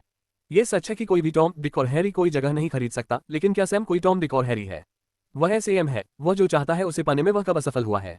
लेकिन जनरल ने उनके विचारों पर ज्यादा विचार नहीं किया। हालांकि वह मडराते बोर्डों को देखकर दंग रह गया था। उसने केवल यही सोचा था कि सैम और वॉट एक इन ढूंढ रहे होंगे। उन्होंने एक संचार टोकन लिया और कहा, 2 लोगों को चिन्हित करें जो कुछ तैरती हुई वस्तुओं पर चल रहे हैं, उनका अनुसरण करें और सभी सराय और रेस्तरां को बताएं कि उन्हें ग्राहक के रूप में नहीं लिया जा सकता है। अगर वह इनमें से किसी भी प्रतिष्ठान में भोजन करते हैं या रुकते हैं तो मैं आपको जिम्मेदार ठहराऊंगा। उद्धरण चिन्ह। उन्होंने दूसरे पक्ष के जवाब का भी इंतजार नहीं किया और टोकन बंद कर दिया। लेकिन मार्क्विस स्तब्ध रह गया। जनरल ने उसकी ओर देखा और कहा, क्या आपको मेरे दूसरे पोते के बारे में कुछ कहना है? उसकी आवाज गंभीर थी। मुझे कुछ नहीं कहना है। उसे फांसी दी गई है क्योंकि उसने कुछ ऐसा किया है जो उसे नहीं करना चाहिए था। मुझे आप पर विश्वास क्यों करना चाहिए? मार्क्विस ने थोड़ा सोचा और कहा, क्या आप काला पानी जानते हैं? जनरल ने ये शब्द सुने तो दंग रह गए। आप ये नाम कैसे जानते हैं? उसकी आवाज उन्मत्त और थोड़ी चिंतित थी। यदि पड़ोसी साम्राज्य बाहरी शत्रु है तो काला पानी साम्राज्य का आंतरिक शत्रु है। हालांकि वह आंतरिक सुरक्षा का प्रभारी नहीं है। वह जानता था कि वे कौन है। ल्यूथर उनके लिए काम कर रहा है। ये वे स्क्रॉल हैं जो मुझे उसकी अंगूठी में मिले। उन्होंने स्क्रॉल का एक गुच्छा निकाला जिसमें संगठन में ल्यूथर के कर्तव्यों का उल्लेख था। मार्क्विस ने बिना किसी कारण के ल्यूथर की अंगूठी नहीं मांगी। उसने उससे इन स्क्रॉलों के बारे में पूछा। वह उन्हें ले जा सकता था, लेकिन उसने सोचा कि ऐसी संभावना हो सकती है कि सैम को अपनी खुफिया जानकारी एकत्र करने के दायरे के आधार पर इन स्क्रॉलों के बारे में पता हो। इसलिए उसने अंधेरे में तीर चलाया और वह निशाने पर लगा। जब जनरल ने उनमें से देखा तो वह दंग रह गया। वह नहीं जानता था कि एक काले पानी की शाखा का उन्मूलन हो गया है और यह उसके दामाद के शहर में हुआ है। यदि वह जानता था कि सैम ने ही यह काम किया है तो किसी को आश्चर्य होगा कि वह कैसे सोचेगा। एक प्रतिभा का पुनर्जन्म। निर्माता विनाशक। C-144 deal. जनरल स्पार्क ने स्पष्ट रूप से समझा कि ल्यूथर वास्तव में काले पानी से बंधा हुआ था और उसने आगे कोई जांच नहीं की, लेकिन उसके पास सैम के बारे में बात करने के लिए अभी भी बहुत कुछ है। तुमने एक लड़के को मेरे पोते के ऊपर से क्यों गुजरने दिया? उसने गंभीरता से पूछा। मार्क्विस को समझ नहीं आ रहा था कि वह अपने ससुर से क्या कहे, क्योंकि उन्होंने बाद वाले के साथ ऐसा व्यवहार नहीं किया। उनका रिश्ता लेन देन जैसा है। जहां तक जनरल स्पार्क के अपनी बेटियों और पोते पोतियों के साथ संबंधों की बात है तो उन्होंने उन्हें अत्यधिक अपराधबोध के कारण खराब कर दिया। उसकी बेटियों ने बहुत बड़ी कीमत चुकाई है जिसकी भरपाई उसके लिए संभव नहीं है, इसलिए वह बस उन्हें बिगाड़कर इसकी भरपाई कर सकता है। कुछ दिन पहले उनकी पहली बेटी ने मार्क्विस और ड्यूक संचार प्रणाली के माध्यम से उनसे संपर्क किया, जो उनके बिगड़ैल रवैये के कारण उनके लिए भी सुलभ थी, और शिकायत की कि कैसे उनके बेटे को एक रैंक 5 विद्वान कारीगर, जो केवल 16 वर्ष का है, के साथ खिलवाड़ कर रहा था। पुराना। इस बात को लेकर वह अपने दामाद से नाराज है, लेकिन वह इस बारे में ज्यादा कुछ नहीं कर सकते। हालांकि उसने पूछा कि वह उसे ऐसा क्यों करने दे रहा है। वह किसी से भी बेहतर जानता था कि उसका उत्तर क्या है। आखिरकार एक विद्वान कारीगर, वह भी 16 वर्ष की आयु में 5वीं रैंक, कोई सामान्य व्यक्ति नहीं है और उसे नियंत्रित करना आसान नहीं है। मार्क्विस ने गहरी सांस ली और कहा, जनरल स्पार्क, मुझे नहीं पता कि आपकी बेटी ने आपसे क्या कहा, लेकिन एक बात है जो मुझे आपसे कहनी है। मैं अब अनावश्यक दुश्मनों को संभालना नहीं चाहता। आप किसी से भी बेहतर जानते हैं कि अगर हम किसी को धक्का देंगे तो क्या होगा उनकी सीमा तक। आपकी बेटियां जीती जागती मिसाल हैं। मैं बस यही आशा करता हूं कि आप दोबारा वही मूर्खतापूर्ण गलती नहीं करेंगे। मार्क्विस की बातों पर जनरल स्पार्क को तुरंत गुस्सा आ गया। भले ही यह सच था, वह इसे सुनना नहीं चाहता था क्योंकि यह उसके सबसे गंदे अतीत में से एक है। उसने खर्राटे लेते हुए कहा, क्या आप कह रहे हैं कि मुझे आपकी सलाह लेनी होगी और मैं एक लड़के के साथ खिलवाड़ नहीं कर सकता? याद रखें, भले ही हमारे बीच कोई लेन देन हो, लेकिन मुझे सलाह देने का समय आपका नहीं है। जहां तक उस लड़के की बात है, मैंने एक नवजात अवस्था के कृषक होने में अधिक समय बिताया है। उसकी उम्र की तुलना में मुझे इसकी परवाह नहीं है। मार्क्विस ने कुछ नहीं कहा और बस चुप रहा। बेशक वह समझ गया था कि नवजात अवस्था शक्तिशाली है, लेकिन काले पानी का वह बूढ़ा व्यक्ति भी एक नवजात अवस्था है। भले ही वह प्रारंभिक चरण एक हो, आपके नौसिखिए चरण के कृषक के दृष्टिकोण से इससे कोई फर्क नहीं पड़ता। शुरुआती चरण का नवजात और मध्य चरण का नवजात, ये दोनों एक नौसिखिए के लिए समान हैं। ये दोनों उसे 1 सेकंड में मार सकते हैं।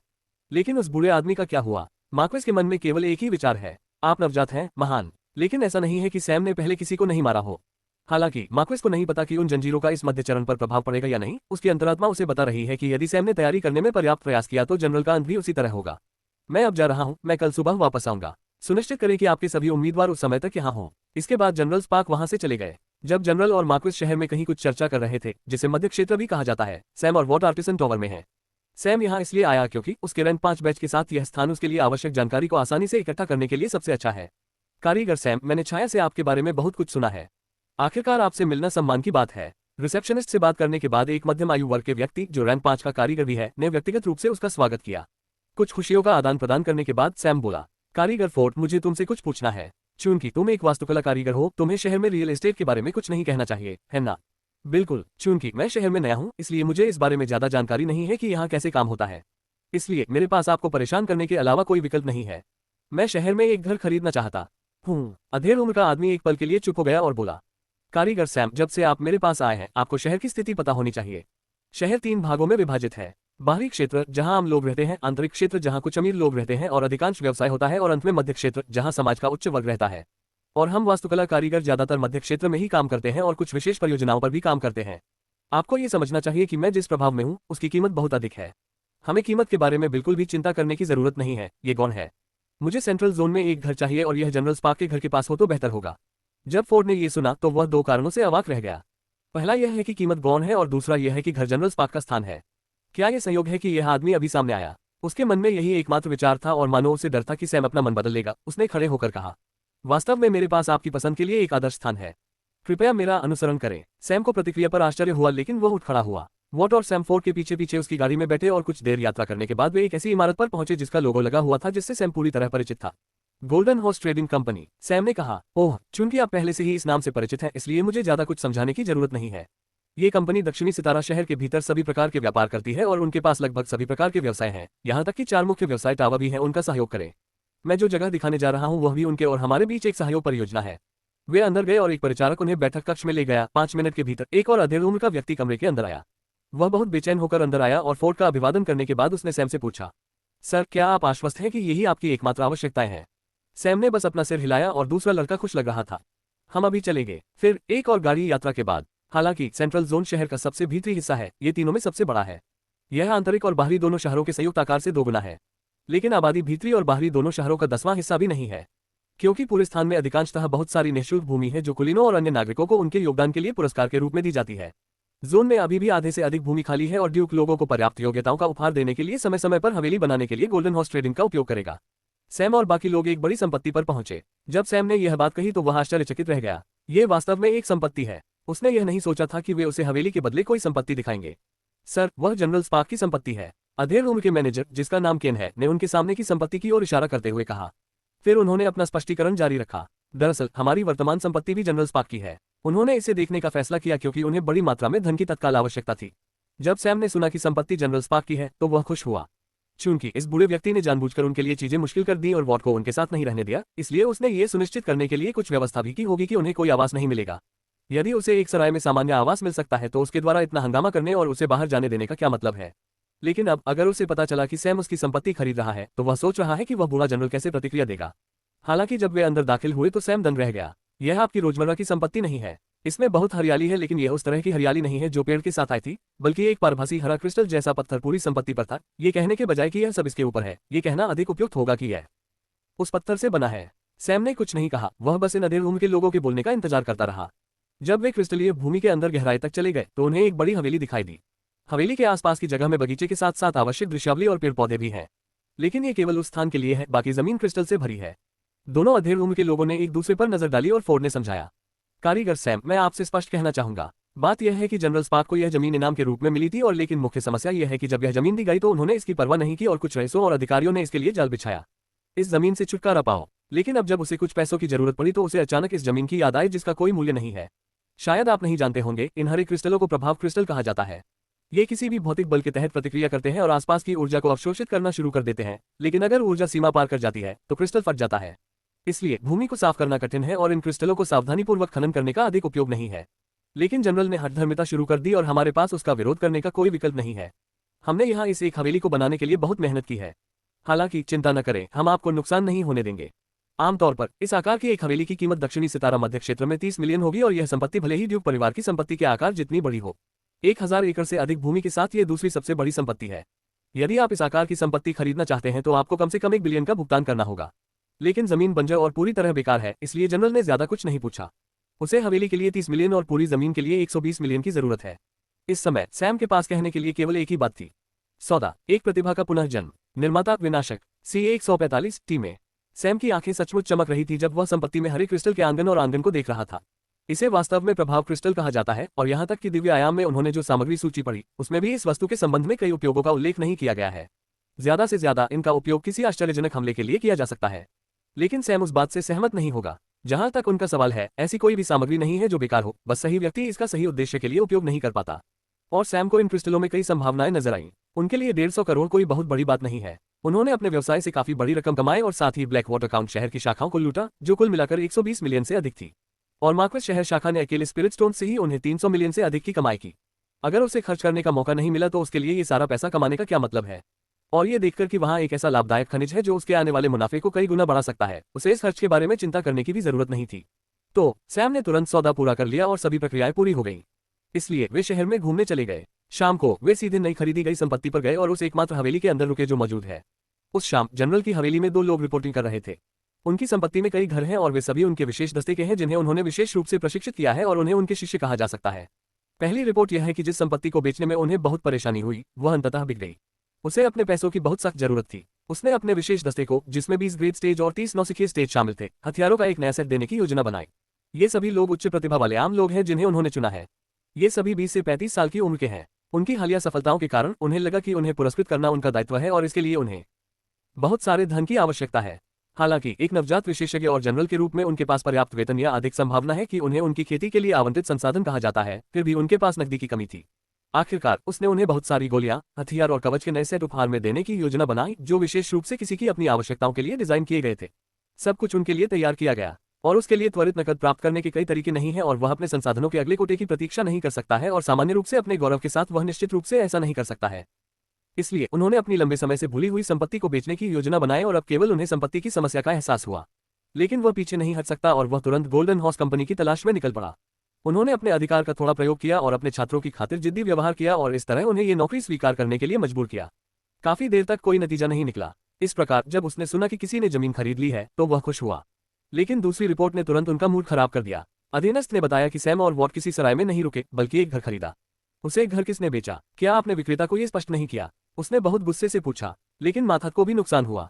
सर, जिस व्यक्ति ने घर बेचा है वह एक नेसेंट स्टेज कल्टीवेटर है और टावर से रैंक 5 आर्किटेक्चर कारीगर भी है और उसने जो घर बेचा है वह आपकी संपत्ति है। जनरल ने तुरंत अपना मुंह बंद कर लिया और उसका माथा काली रेखाओं से भर गया। माना जाता है कि वह वही है जो सैम के लिए चीजें मुश्किल बना रहा है, उसे खरीदने के लिए घर नहीं दे रहा है। उसे ये भी नहीं पता था कि स्थिति पर कैसे प्रतिक्रिया देनी है। माताहतों को विदा करते हुए वह पूरी तरह से अपने विचारों में डूब गया और काफी देर तक सोचने के बाद आखिरकार बुदबुदाया। वैसे भी मैंने उससे 150 मिलियन का दूध निकाल लिया। वह जमीन बेकार है और रहने का माहौल भी अच्छा नहीं है। ये पूरी तरह बर्बादी है। केवल अब उसे बेहतर महसूस हुआ, लेकिन यही विचार भविष्य में उसके चेहरे पर इतना जोरदार तमाचा मारेगा कि वह ऐसी स्थिति को याद करने के बजाय अपनी याददाश्त खोना चाहेगा। अगले दिन सैम ने वॉट को एस्टेट में छोड़ दिया और उसे आनंद लेने के लिए बड़ी मात्रा में स्पिरिट स्टोन दिए। जब वह उनके निर्धारित भवन में गया तो वे सभी उसे अजीब नजरों से देख रहे थे। फिलिप और जैक उसके पास आए और उसका स्वागत किया। जब उसने उनसे पूछा कि क्या हो रहा है तो जवाब ने वास्तव में उसे जनरल की क्षुद्रता की कुछ नहीं समझ दी।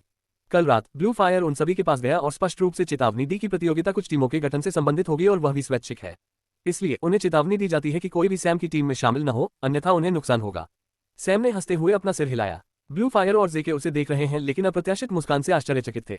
कुछ समय बाद उन्हें एस्टेट के मैदान में बुलाया गया और कुल 200 उम्मीदवार इकट्ठे हुए। सैम ने निकोलस को देखा और दोनों ने एक दूसरे की ओर हाथ हिलाया। जनरल स्पार्क एक बड़े मंच पर खड़े हैं और उनके पीछे कुछ अधेड़ उम्र के लोग खड़े हैं। उनकी पीठ सीधी है और उनका गठीला शरीर एक प्रभावशाली उपस्थिति की आभा देता है, मानो वह सभी को पूर्ण आज्ञाकारिता का पालन करने के लिए मजबूर कर रहा हो। वह वास्तव में एक जनरल है। सैम प्रभावित हुआ और उसे उसके प्रति कुछ सम्मान महसूस हुआ। आप सबका स्वागत है। आप सभी वे उम्मीदवार हैं जिन्हें जीवन बदलने का अवसर पाने के लिए अगले चरण की परीक्षाओं के लिए चुना गया है। प्रतियोगिताओं के इस चरण में अवधि 18 महीने की होती है। पहले 16 महीनों को 2 चरणों में बांटा जाएगा और वो 2 चरण हैं सैन्य और व्यापार। पहले 2 चरण समाप्त होने और आवश्यक निष्कासन समाप्त होने के बाद अंतिम 2 महीनों की घोषणा की जाएगी। अब इससे पहले कि मैं कुछ और बताऊं, टीमों के लिए मुझे इसकी परवाह नहीं है कि एक टीम में कितने सदस्य हैं, लेकिन इसकी संख्या सम होनी चाहिए। आपके पास 10 मिनट हैं। आप अपने क्षेत्र या यहाँ तक कि अन्य क्षेत्रों के लोगों के साथ एक टीम के सदस्य हो सकते हैं। इस पूरे समय जनरल स्पार्क ने सैम की ओर देखा। वह देखना चाहता है कि क्या उसका कोई साथी होगा और अनुमान लगाएगा कि उसे किस बात पर आश्चर्य हुआ, क्योंकि उनके पास एक नहीं बल्कि 5 टीममेट्स आए थे और पहला फिलिप है और उसके चेहरे पर एक शरारती मुस्कान है और उसके बाद जैक, हॉक, केली और ड्रू है। वे चुपचाप उनसे अलग हो गए। सैम ने नहीं सोचा था कि उनमें से 5 आएंगे। उसने केवल यही सोचा था केली के लिए जैक और फिलिप निश्चित रूप से आएंगे। वह नहीं जानता था कि वह आएगी या नहीं।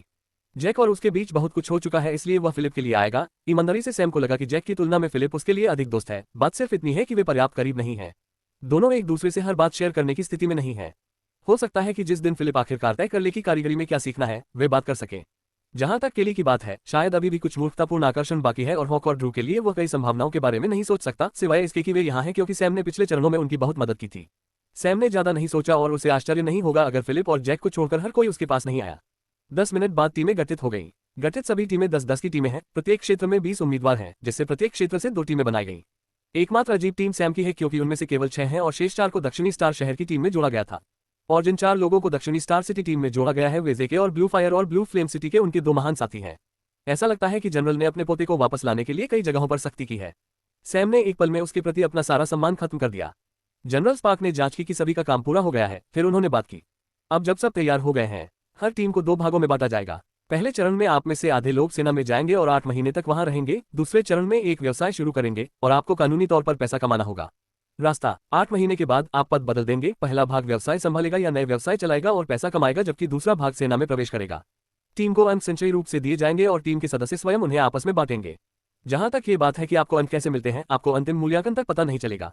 लेकिन याद रखें, सेना में प्रशिक्षकों और वरिष्ठों को आपके कदाचार के लिए आपके अंक काटने का अधिकार है और व्यावसायिक चरण में आप पर कड़ी निगरानी रखी जाएगी और इस्तेमाल किए गए किसी भी गुप्त तरीके से आपके अंक काटकर शुल्क लिया जाएगा।